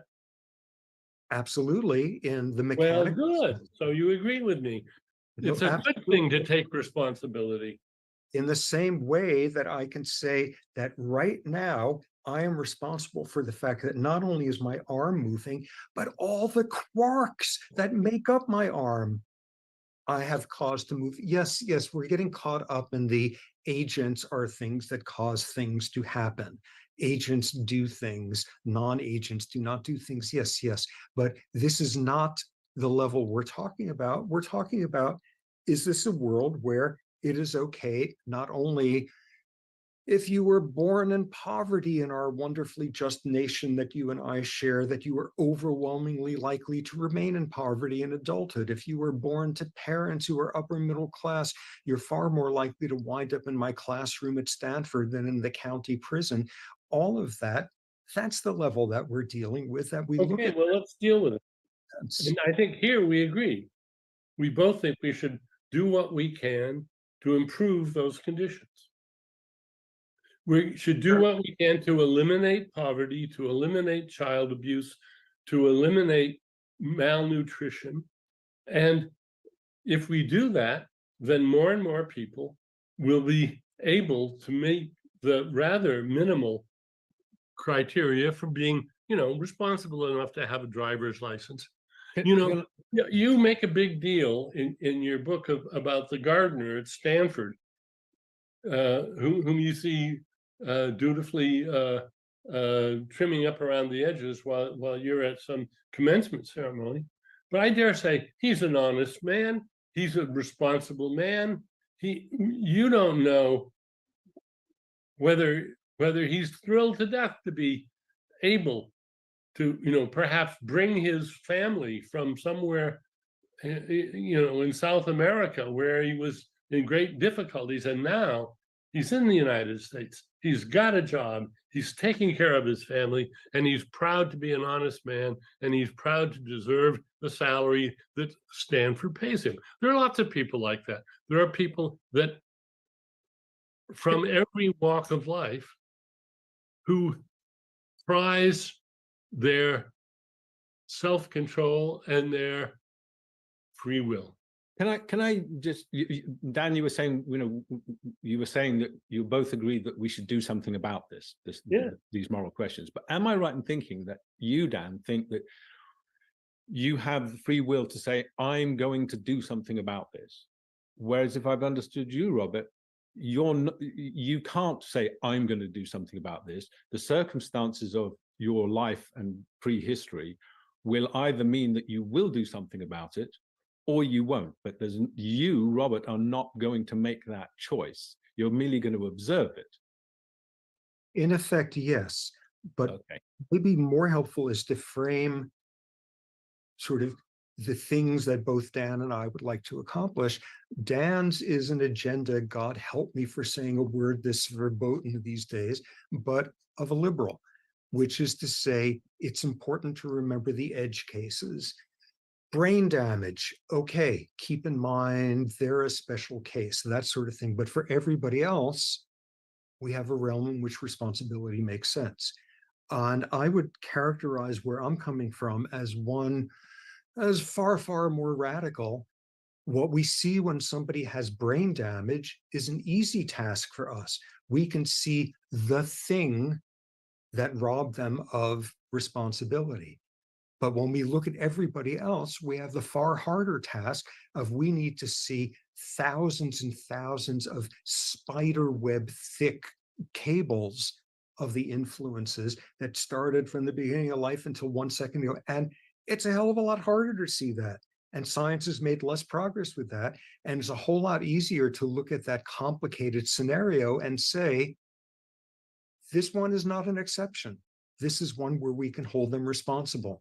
That's the limits of what science have told us constitute edge cases. There are no edge cases. There's just ones where the causality is easier to see because it was mostly from one sledgehammer of an influence rather than a gazillion. But it's the same threads that ultimately bind us. So you wouldn't continue to have tests for whether somebody is capable of driving on the highway? Oh, of course, absolutely. Well, then you're going to be making those judgments. One thing that's fine. I think one thing you ought to consider, how about asking them? How about asking them whether they want to be held responsible or whether they want to be treated as put them in some kind of quarantined lodge and remove from them the capacity to move about in society? I don't want to do that with people. If they want to be out and about and free, I'm all for it, as long as they agree to follow the rules of society, the laws, and behave themselves. But are you, Robert, saying, well, that it's not a matter of whether they agree or not, whether they were going to agree or not was predetermined? And predetermined and inculcated into them as to whatever their intuitions are about how the world should or shouldn't work and whether they deserve to be in their place or not. Where we're having this difference is, yes, absolutely, we should recognize that like it's bad to have murderers running around on the streets. We need to protect people from that. That seems undeniable. And there are ways of doing that without having to invoke a responsibility. And at the same time, we also want to make sure that we have competent people removing your brain tumor than someone randomly chosen off the street. It is possible to create a world in which we protect people from dangerous things without invoking a medieval sense of responsibility, and to have competent people doing the difficult things without it being an issue of responsibility and without it being an issue of you are more worthy because you happen to have the skills that allow you to drive a car safely or to take out somebody's glioblastoma. Well, then we have hardly any disagreement, Robert, because you want to get rid of a medieval notion of responsibility. So do I. Okay. So do I. Can I I'll put some questions from the audience to you both? Would that be all right? Ben, so disciplined over there, not stopping it for so long. I know, right? You were getting into it in the chat a little bit there. A little bit, yeah. Yeah, I think mostly about the so somebody somebody brought up something Zizek said about Dennett, and we were talking about that. But yeah, I think so I think this last chunk was really interesting. That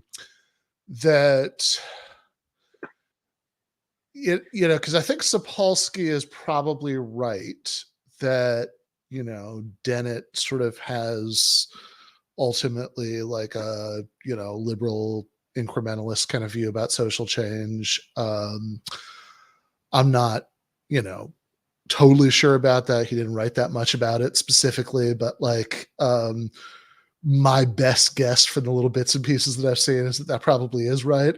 But then I think the more interesting question is like, okay, but like if that's the case, and then is that because he believes in some sort of free will, right? Like is that, in other words, like is the is it actually the case that sort of liberal incrementalism is like a more natural fit with belief that people are responsible for their actions, or at least that some people are responsible for some of their actions, and that kind of more like sweeping critiques of society we have right now are a better fit with with belief in that like we don't have free will and all we should be doing is sort of utilitarian calculations about happiness and suffering. And this is the kind of thing, I won't repeat all the stuff I said earlier, but I mean, this is the kind of thing that I would push back against, that, like I have that kind of G.A. Cohen view that like we should it's actually really important to make a distinction between, between things like outcomes that are under our control and outcomes that aren't under our control, like is very, is very appealing to me, and and I think can ground kind of more radical critiques of the kind of society we have right now. I should also say, by the way, that I have a just because I was realizing I was about to kind of say it all out loud, I wrote an essay about this like last year called "How to Be a Leftist Without Being a Utilitarian or a Free Will Skeptic," that I edited the YouTube description to put it in, so anybody who wants to check it out can just go read that. Sweet. Yeah, I mean, there was a lot of interesting stuff, and like kind of what it was leading to right before we stopped it, which was really interesting to me, was they were kind of getting to this point where which I kind of feared, which is not exactly that it's a semantic argument. I don't know if feared is the right way, but it's just like when philosophers, I know that Sapolsky is not a philosopher, but whatever, when there's these philosophical debates where they start going back and forth, and it's kind of like, oh, but like you actually agree on the facts, but just like disagree about the way you want to describe them or something. And I don't know, it just seemed like it was kind of getting to that point. Because like, I mean, there obviously is some sort of disagreement, I guess, but like towards the end there, I think Sapolsky was talking about getting rid of a certain sense of moral responsibility. Dennett then retorted, said, "Oh, well, that's like a medieval account of responsibility." So, yeah, I mean, but then I think it ended with Dennett being like, "Okay, but like I think we just agree." So I don't know, like, what was your take on that? Like, was it leading to a point where they were just like agreeing on the facts, but just like want to call? And like that's been like my unfair kind of perception of like the compatibilism versus non-compatibilism view, where it's like, you agree on the basic facts, like the chain of causality, but just like want to point out or like punctuate specific things differently. But like the worldview is the same. Yeah, so I guess where I'd push back a little bit is I think parts of the worldview are the same. I think that like if we're just so I think that if you're talking about debates between like people with the Sapolsky view and the Dennett view, and we're like leaving aside people who believe in like, sort of spooky libertarian free will, of course. Then sure, yeah. So just sticking with that, right? Then I think that like I half agree with you. I think that the part of the worldview that's about like just describing what the chains of cause and effect are, like that's the same, right? Like that's the like that's I don't the same. Right. I don't think there's a difference about that really. But it's the moral responsibility thing, I guess, that's different, right? Yeah, exactly. Right. So it's like, cause which is why like the way I would think about it is like, look, do we control our actions? I think that, like the right response is, well, what do you mean? Right. Like, cause there might be lots of senses in which somebody could control their actions, and probably like some of them are true given determinism, some of them aren't true. And we could like, I think we could sort of like pretty neutrally sort out like which are which. But then I think that the more philosophically interesting question to me is like which one of those matters for moral responsibility or some other like sort of weighty concept like that like we care about free will for. Because if you don't have something like that at the end, then I agree it really is just kind of a semantic debate. You're just arguing about how to use the word, and that's not really that interesting, right? It's like more interesting if it's like you're arguing about like, okay, dude, does whatever kind of free will we have, is it sufficient for people to be like objectively responsible for what they do, for it to be their fault if it's bad, or to their credit if it's good. And I also think Dennett, so I don't want to go too far off track with this, but from what I've read of Dennett on this, I do think that he fudges this just a little bit. So I think that he that like he will say thing.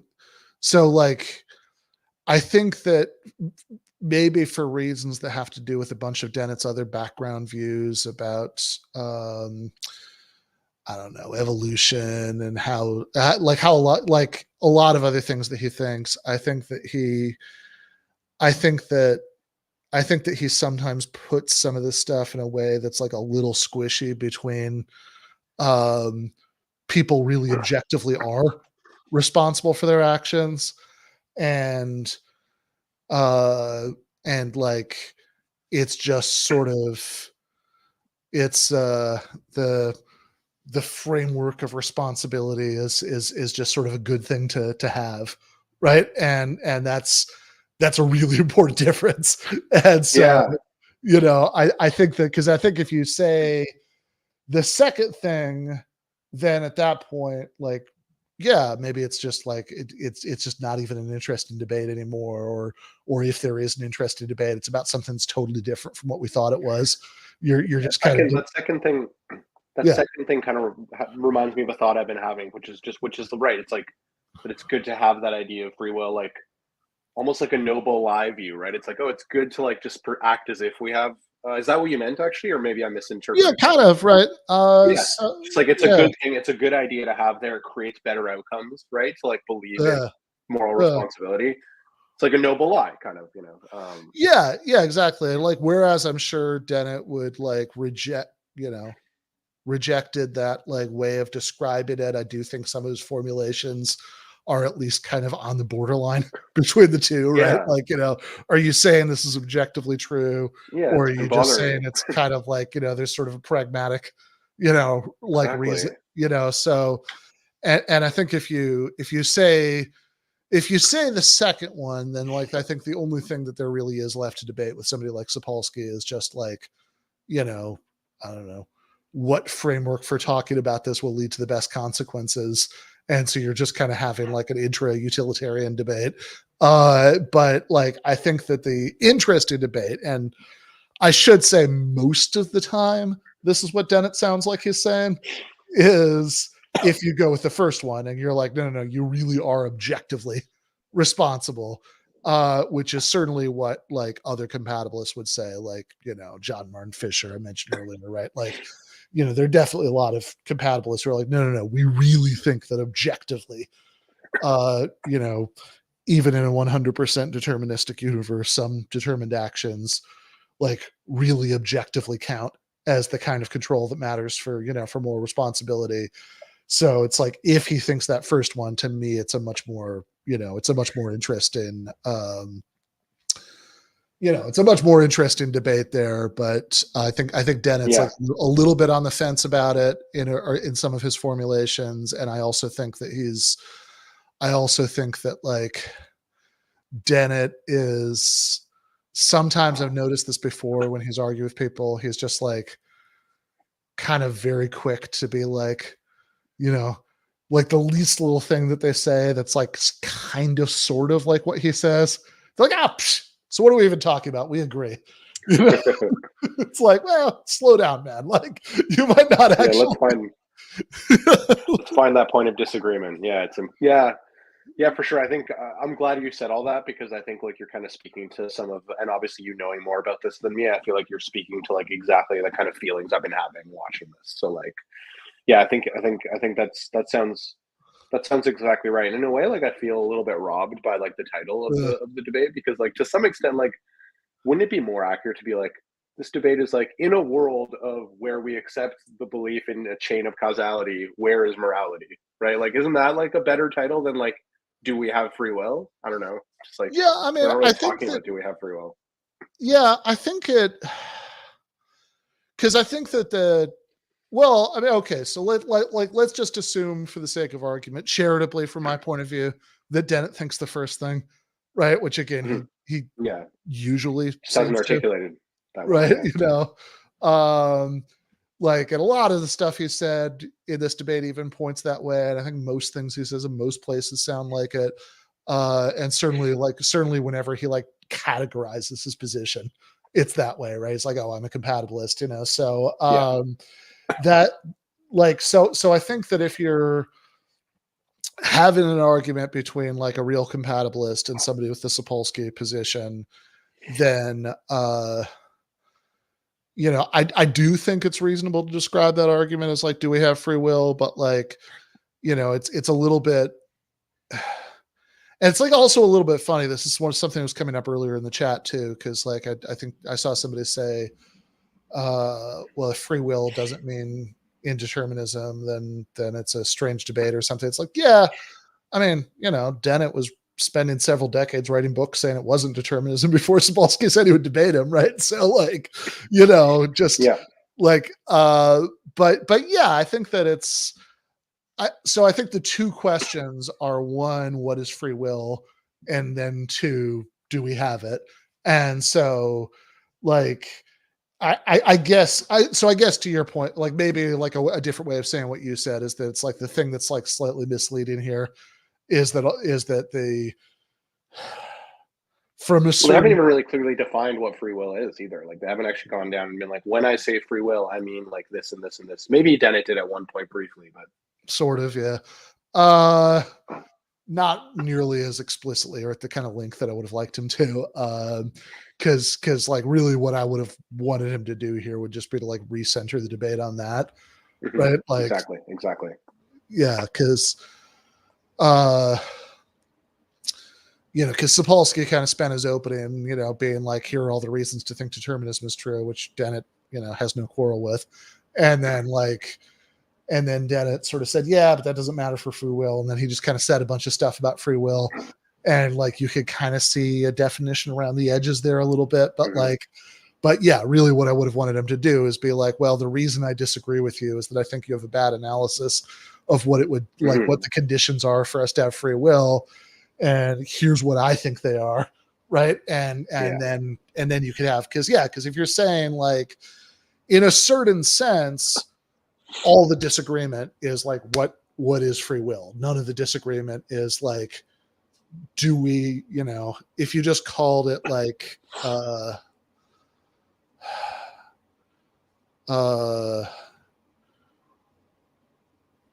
I'm slightly taking this from Stefan Bertram Lee, but I'm slightly mangling it, right? If you just called it like, we frill or something, right? Like say like, okay, let we frill be the view that, and then you fill in all the Dennett stuff.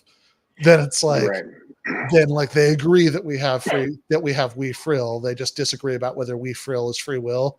And which again, on one level, that maybe sounds like a very boring conversation because that's like, if it's just semantic, you're just like arguing about how to use a word, then ultimately who gives a shit? We can just put an asterisk next to one of them and like continue on our business. Right. But then like, I think that it becomes interesting when you say like, okay, is we frill sufficient for people being like objectively responsible for their actions? That's like one really interesting disagreement.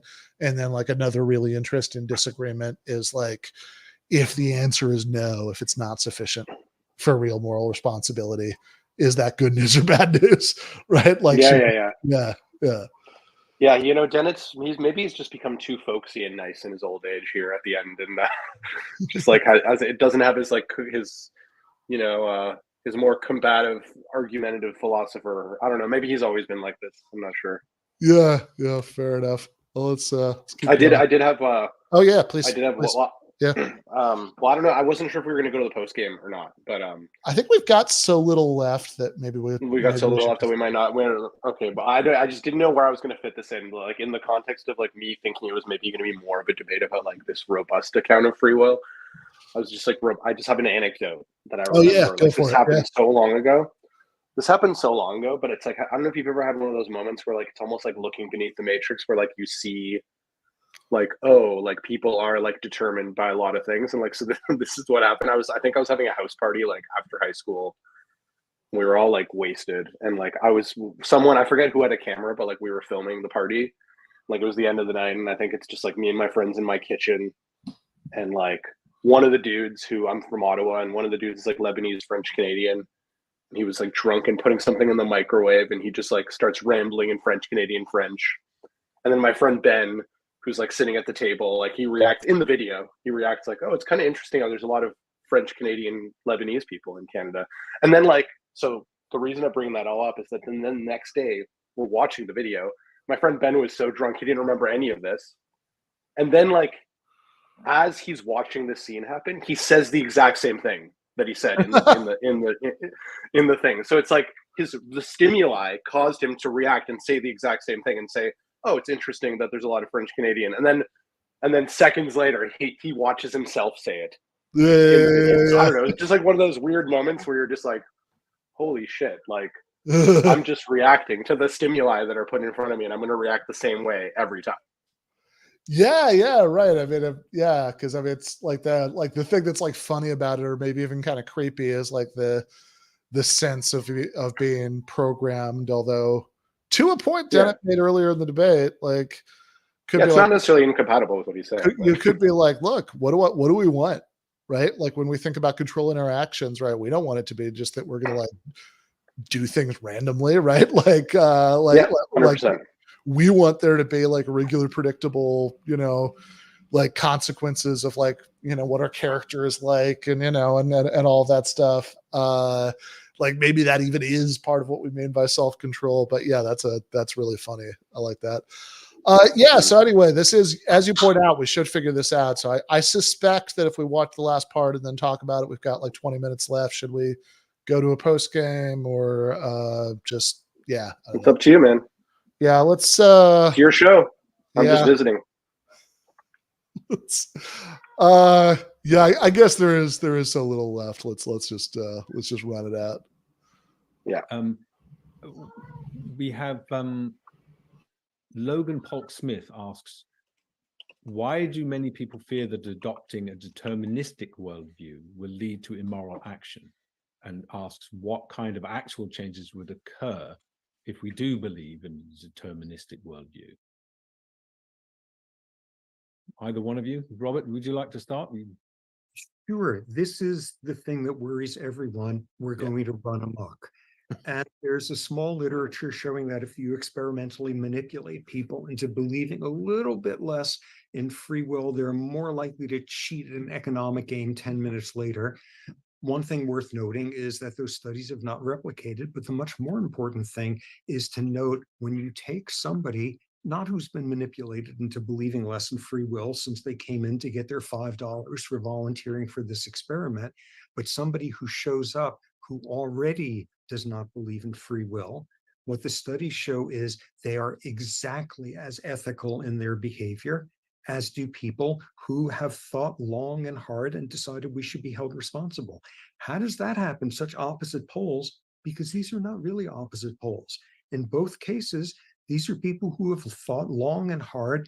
What are the roots of human goodness? Why are we here? What is the source of meaning? All of that. And if you've done that hard work, much as with the high levels of ethical behavior, whether you look at someone who is highly religious or someone who is very stridently atheistic, you've done the hard work. In both cases, you wind up getting very ethical people. If we have a world in which that's a starting point, the notion of people running amok because there's no responsibility is a complete red herring. I don't know, as we have it, we have a world in which most people are inculcated into thinking that there's an omnipotent whoever up there who's going to hold us responsible. And we haven't done a pretty impressive job of being moral amid that. So I think the notion that we're being held for responsibility, I think that's what fuels, Dan, both your and my atheism. Theism does not have a particularly good track record, but nonetheless, no, if you raise people to think that we are the outcome of all that came before, this is not going to be a world in which people run amok. This is a world in which people are going to be more empathic and less blaming for reasons that are totally different from the world we have now, except for the edge cases that you cite. Well, those people will have what I consider free will. Now, you don't want to admit that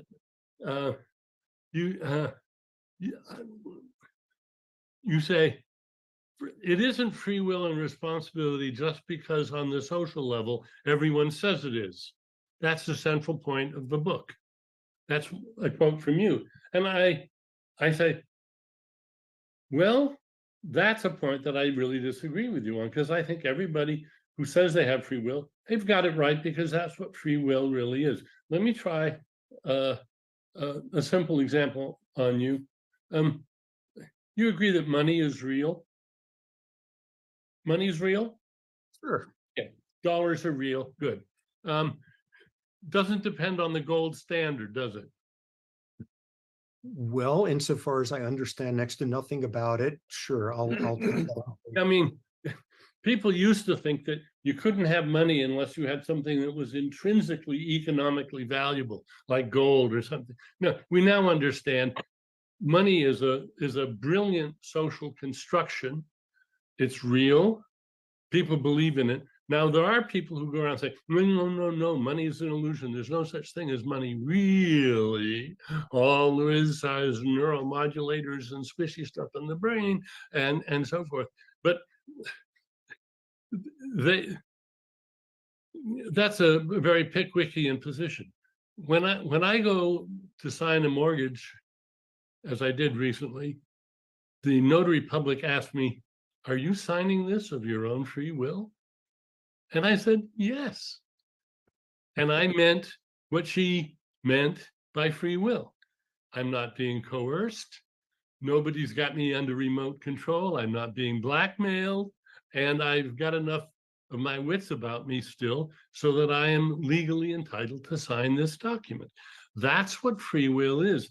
It's the philosophers who have inflated that into this bizarre metaphysical contraption of indeterminism.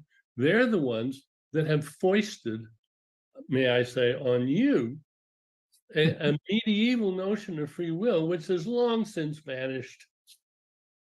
Good. We're right back where we started, which is for you, intent and awareness, there's alternatives. All of that is enough to satisfy your definition that you are acting freely there. Let's unpack that. How did you become the sort of person who would value taking on the financial burden and responsibility of a mortgage rather than spending it all on liquor at the bar? How did you become the sort of person who at your stage of life would decide that ownership of land is a good investment? How did you become the sort of person who decided that you're actually going to do that rather than defraud this bank because you figured out a way to do it? How did you become? How did you become? How Just did you? lucky, I guess. Well, just lucky, but nonetheless, because of things you had no control over. Because That's at this the stage, point of luck. you were exactly, and that's the whole point. We are nothing more or less than the sum of the biological luck that has made us and its interactions with the environmental luck which has made us. That's all we are. All we are is what came before, over which we had no control. Once again, the past isn't even past. The past is who we are now. And somehow you wound up being the sort of person with the values, abilities, self-control, etc., to take out a mortgage at this point. Can I interrupt for a second? It may be that we can ask people to have another poll and see if anyone's changed their mind, see if the circumstances of their lives mean they were going to.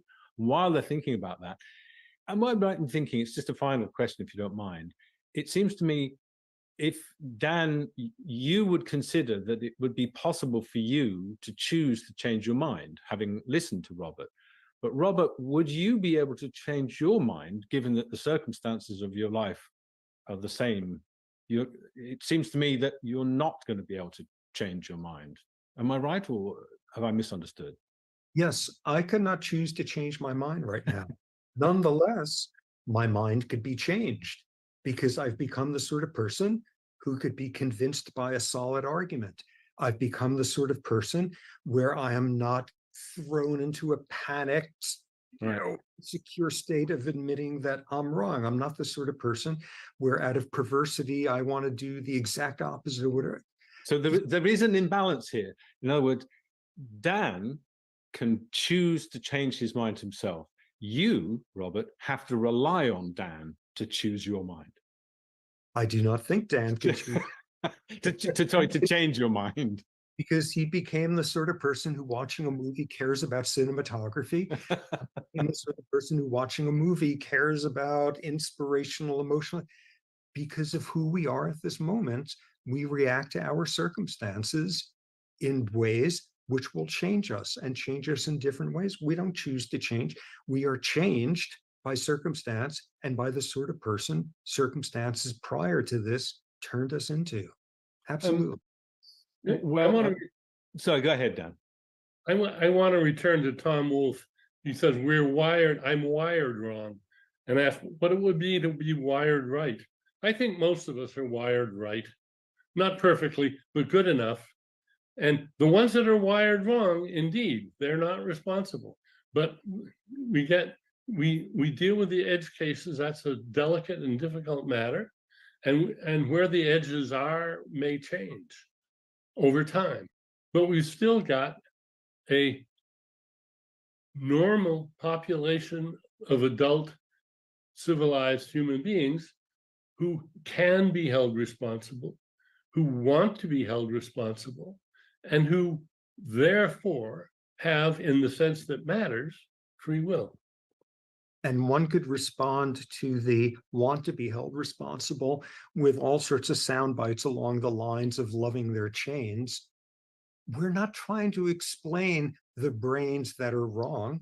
We're trying to explain all the brains. And this applies just as much.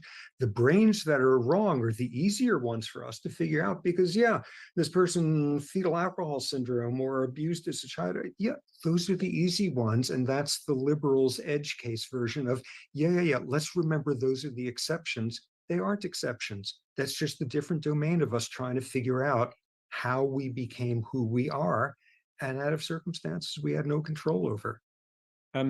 Well, what I can tell you is that the circumstance which the viewers, listeners had no control over, listening to the pair of you, is that now 49% still believe in free will, and 61% have decided that it's all been determined for them by listening to the pair of you. Wait, watch it there, fella. 49 and 61 don't add up. Oh, sorry, yes, sorry. Click move there. You're right. But I was told that there's been a 10% swing towards determinism. Sorry if I got the numbers wrong. Okay. So I'm not sure. Yeah, sorry, 39% and 50 and 61%. So I'm not sure if that's because they all thought this for themselves or that circumstances change, but that's how it has happened. Yeah. I'm sorry, there's a million other questions come in, and we don't have time. But Dan, Robert, thank you so much for coming to talk to us. I'm not sure that anyone will have changed their mind or understand why they changed their mind if they did.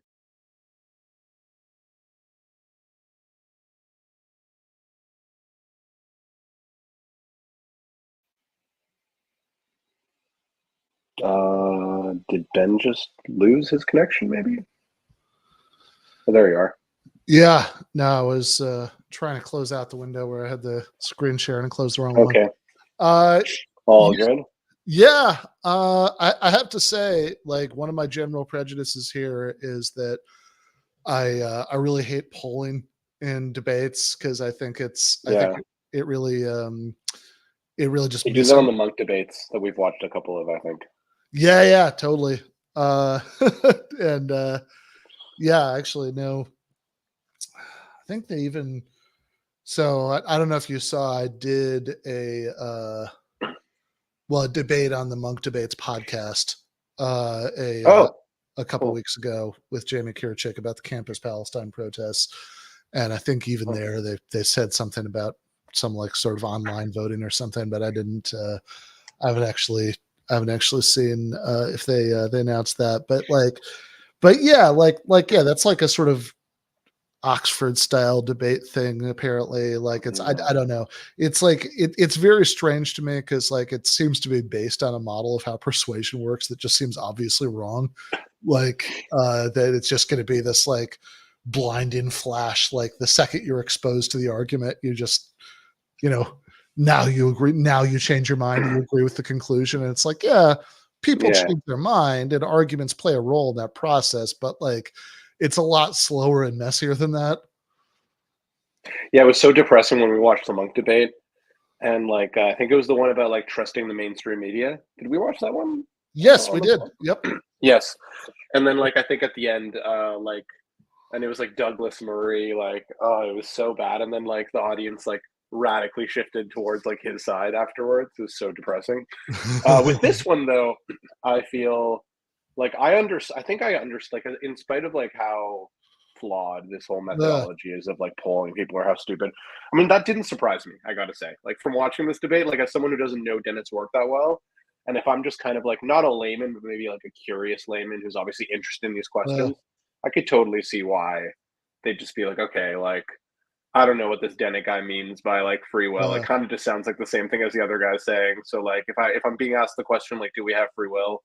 Well, I guess not, because like the thing that Dennett's talking about isn't like the thing that I thought free will was. I think I don't know. Yeah. Well, I mean, I also think in this particular case, the construction of the poll is like particularly bad, as Dennett points out at the beginning, because it because it assumes that the construction assumes that these things are are mutually exclusive, and Dennis' whole point is that he doesn't think That's they right. are. That's right. Of course. Of course. Of course. Yeah, of course. I forgot about that. I forgot that he said that. Yeah. Right. Yeah. So it's like, yeah, I don't understand that at all, right? Like, good God, it's like it'd be so easy to just have it be like, do you think we have free will? Yes or no? Yeah, I know. These questions, somehow they always manage to make them so bad. Like on the monk debate too, I feel like the questions are always so poorly constructed.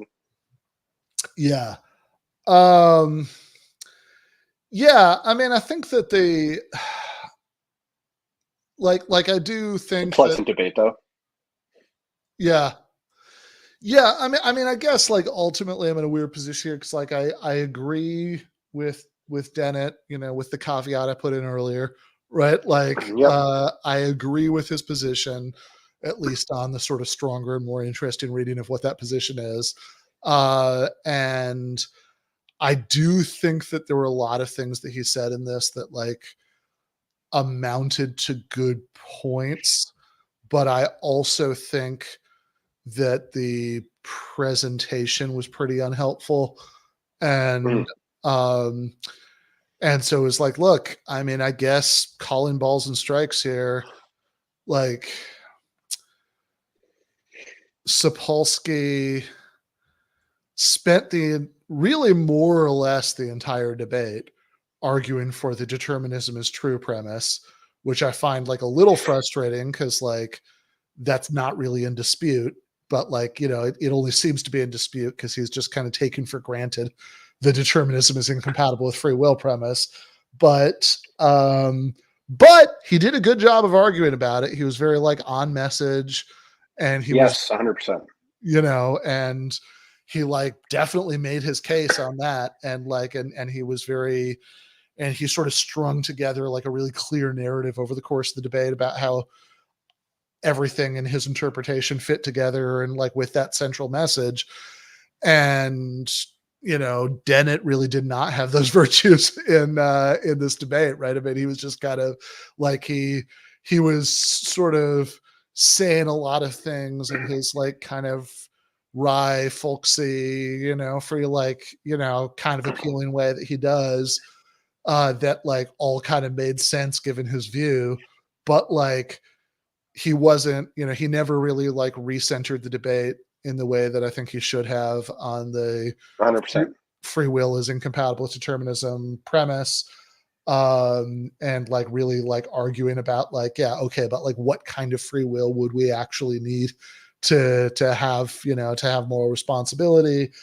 And he wasn't really stringing together like a cohesive narrative in the same way over the course of it. So it's like, look, if the question, I don't think he's right, but I think that like, I think Sapolsky did a better job in this, which I definitely wasn't expecting to say when I started it. Cause like neither did I.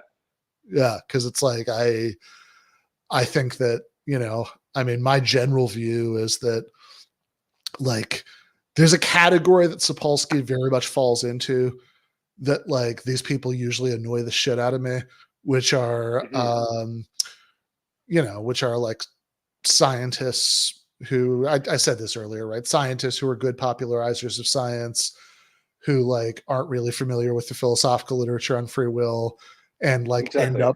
end up pretty much doing what Sapolsky did, right? Where they just kind of argue for the empirical premise and ignore the conceptual premise and like whatever. It's like that's a category Sapolsky is 100% in. That category, like usually, like it drives me crazy. But like, look, and usually I think in arguments between people like that and like sort of philosophically informed compatibilists, I usually think the compatibilist does a better job. And I really want to say that now because, Dennett just died. I mean, and you know what? You know what was interesting about Sapolsky? I so agree with you about like that type. And when he first started talking, I was like, okay, this is going to be kind of like, at their worst, it's like this arrogant, like kind of like, like who's the guy who wrote The Selfish Gene? What's his name there? Like, Dawkins. Richard Dawkins. Yeah, like this kind of like arrogant scientist who thinks they know better than philosophers, right? And it's like, but what was really great about Sapolsky is like he just came across as like a really like nice guy too. Like I feel like something about the way that he presented himself, like I feel like he did a pretty good job of just like staying on point, arguing his point. and like not falling into like that arrogant like scientist who Yeah. thinks he knows better and he thinks philosophy is a waste of time. Like he's just like, no, like this is my point. I'm going to keep hammering it home.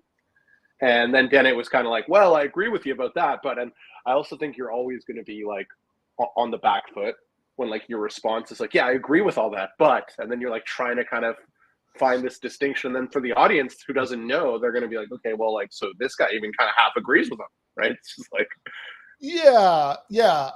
Again, you know, all the more general. I know it's frustrating for you because you've got a background knowledge of Dennett. I totally get it. Like, you know, all the general premises plus like Dennett just died, and I've been like annoyed about like all the people who like don't really get what his views were or whatever, like in their like stuff they're writing about him since they died. So it's like I really want to say otherwise. But yeah, to be honest, I mean, if we're going to use this, you know, like just take it as read, all the problems with using this language. But like, you know, if we're talking about who, you know, won, right? I mean, I do think Sapolsky won because like, you know, he had, because he was like everything that you just said, right? He came off very friendly. He didn't come off like he was, you know, even though I think in practice he was like, you know, just assuming the premise that's like actually where all the action is and where like what's actually most important.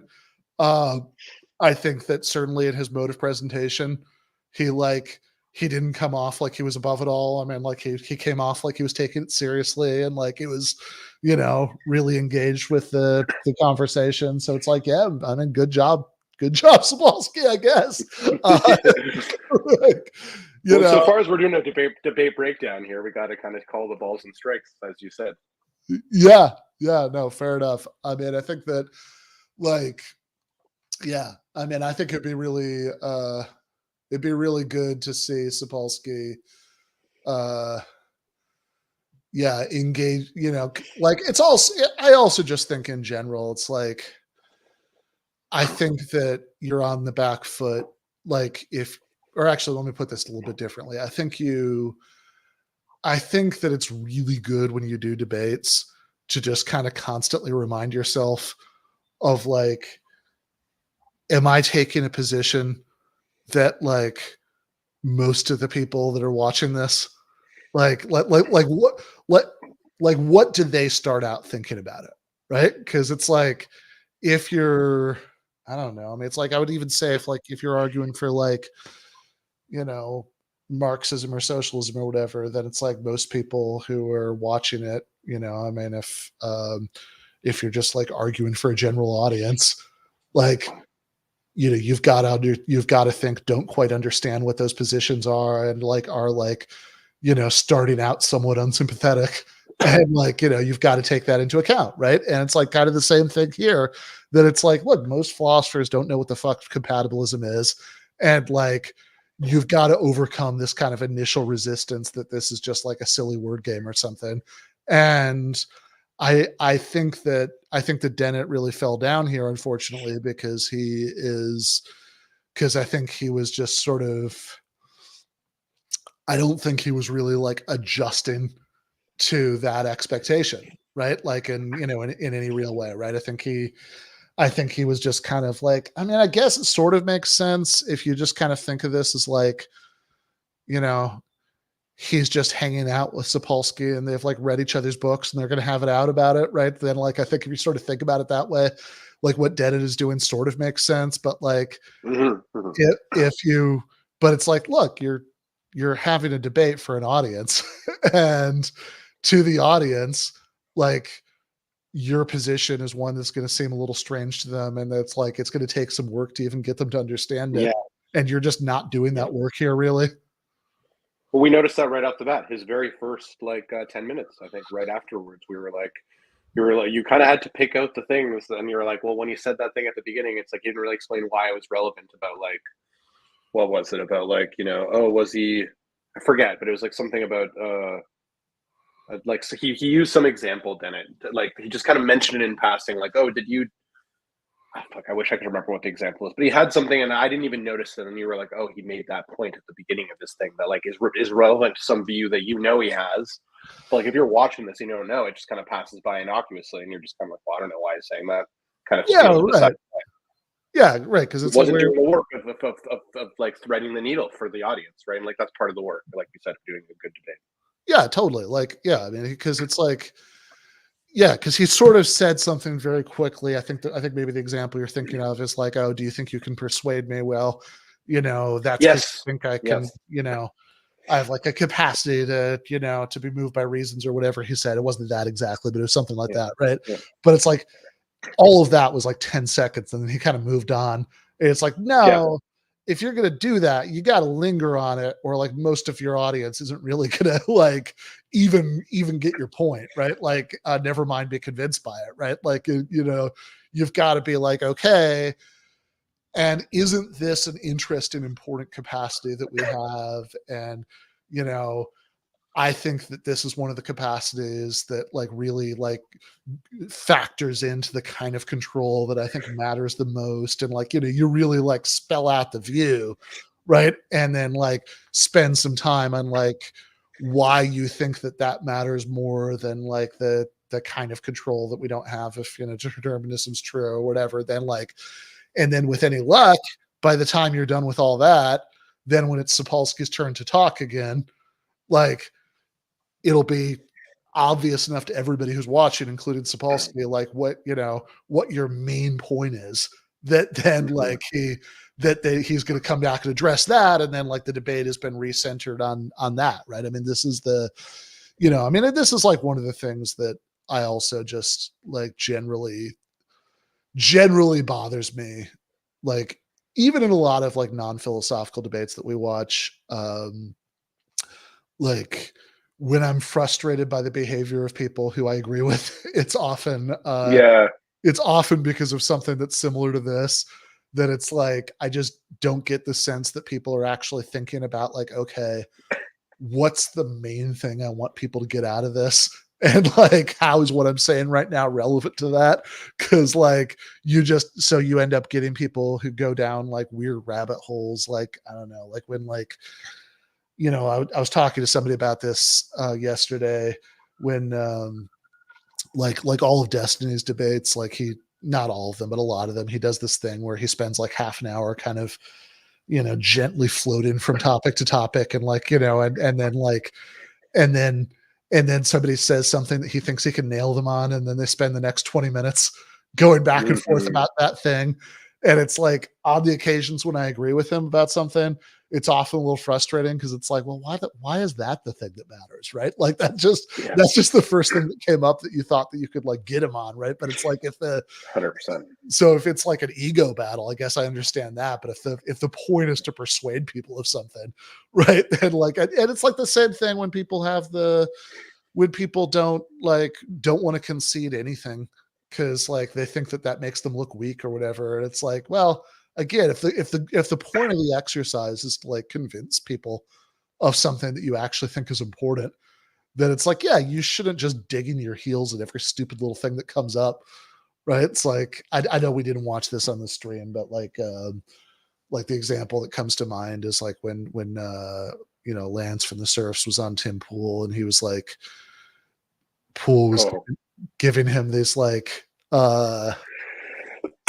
should you be able to have like abortions at like 8 months and 3 weeks and 5 days? And he was like, and he was just like refusing, like he just didn't want to concede an inch. Like, yes, absolutely. Like, I was like, come on, man, just like it's gonna be so painless to just say, like, yeah, there's got to be some limit. I'm not 100% sure exactly what the limit is, but here's my main point about abortion, right? Like that's, the audience will respect it, right? Like, you're fine doing that, right? It's not like, it's not like, oh no, you showed weakness to Tim Pool, like you'll be okay. But like I see I think much of that stuff. Oh, so much of that. I feel like what he tried doing there, Lance, I think he was just like, well, that would never come up, or like that scenario like isn't relevant. Like he just like was refusing. He was like, well, again, it's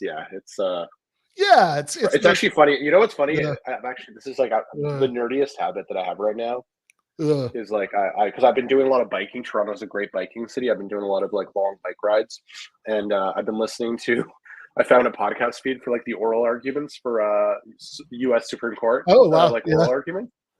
And like I gotta say, it's like pretty fun. Like when the cases are good. I don't know if you've ever listened, but like it's pretty fun. No. And like one of the things that comes up all the time is like one of the justices will give them a hypothetical, and then they'll like fight the hypothetical. They'll just be like, "Well, that would never come up, right? Like that's like that's not going to be an issue." And then they're always just like, "Actually, you know, I'm not a fan of Gorsuch, but like he's pretty funny because he'll just always be like, I know you don't like the hypothetical. I didn't like it when I was in your position, but go with it. You gotta take the hypothetical as it comes."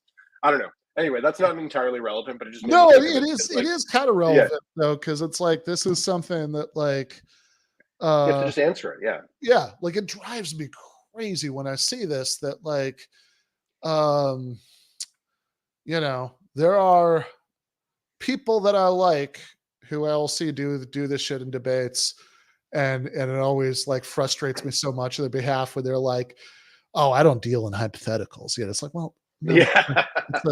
it's a test of Yes, consistency. that's the word. Right? Exactly. It's a test of consistency. I want to see how far this could go. Exactly. Same thing comes up in those Supreme Court things. Exactly. They're just like, yeah, they'll be like, well, that's not going to come up, but like, Yeah, it's like, okay, good. I want to see. But if it did, what would the principle you're appealing to right now commit you to Exactly. saying something incredibly implausible if it did come up? And if so, is that Exactly. maybe a sign that you need to rethink the principle? So yeah, no, absolutely. Exactly. Yeah. Yeah. Well, this is yeah. Well, this I really was wish that Dennett would have. I really wish that he would have maybe debated. I mean, maybe he wouldn't have been, but I guess like it was a shame. I would have liked him to just like, I don't know who the leading philosopher is who's a determinist, right? But there must be like one, right? Like I just think that yeah. I'd love to see like a debate between a compatibilist. Maybe obviously Dennett's not around anymore, sadly, but like Sure. between a compatibilist and a philosopher who's like a determinist, right? Because I think that'd be interesting to see. Yeah. I'd be curious. Yeah, yeah. Yeah, no, for sure. And yeah, conversely now kind of want to debate Sapolsky about this, but anyway. You should. You should. That'd be fun. Have you ever talked to him before? No, I've never talked to him. I don't know. I don't know if I don't know how accessible he is to you know, how much on social media he is or whatever, but yeah, you could try. yeah, should look into that. Well, anyway, yeah, this was you know, as disappointed as the outcome was from my perspective, this was still fun to watch. Yeah, it was totally fun. It's too bad Ethan couldn't make us. I feel like he would have had maybe some interesting things to say about this because I know he probably knows more about this than I do actually. So yeah, I know he has takes on this. Like I think so I suspect that he would be like more sympathetic than I am to the core of Sapolsky's position, but also agree that like Sapolsky, you know, wasn't really addressing the sort of like core, you know, issue in dispute. But just based on my conversations with him in the past, I suspect that's what he would have thought. So yeah, make up a bunch of stuff like that in your head and pretend that Ethan sprinkled that around. Well, I think he was really flirting. I don't know if he still is, but he was flirting with that view that there is no consciousness for a while, which is kind of like related to this a little bit. That like it's an illusion. Like I don't know if he still holds that view, but like he did for a while. That's funny. That sounds like something Ethan would say. Yeah, which actually, I mean, I think that's like sort of the way that you can, like to my mind, that's the most interesting way of denying that like compatibilist free will exists is just to like really go for it and say like, actually, we don't even like this thing that you're talking about. We don't even have that, right? That like they yeah, exactly. It's like what you think you make decisions on the basis of reasons. No, you don't. So, you don't even have consciousness. Yeah, exactly. Cool. Yeah. Well, cool. This is fun. You got so anything coming up you want to plug on your end or? Well, we are actually like we haven't done an episode of Academic Edgelords in a long time where we like look at contentious takes and like we're actually relaunching that soon. So we're gonna get back on that. So watch out for that, I guess, with Ethan and Matt McManus and Gordon sometimes, but not as much. Okay, fair enough. Well, looking forward to the relaunch. And yeah, talk soon. See ya.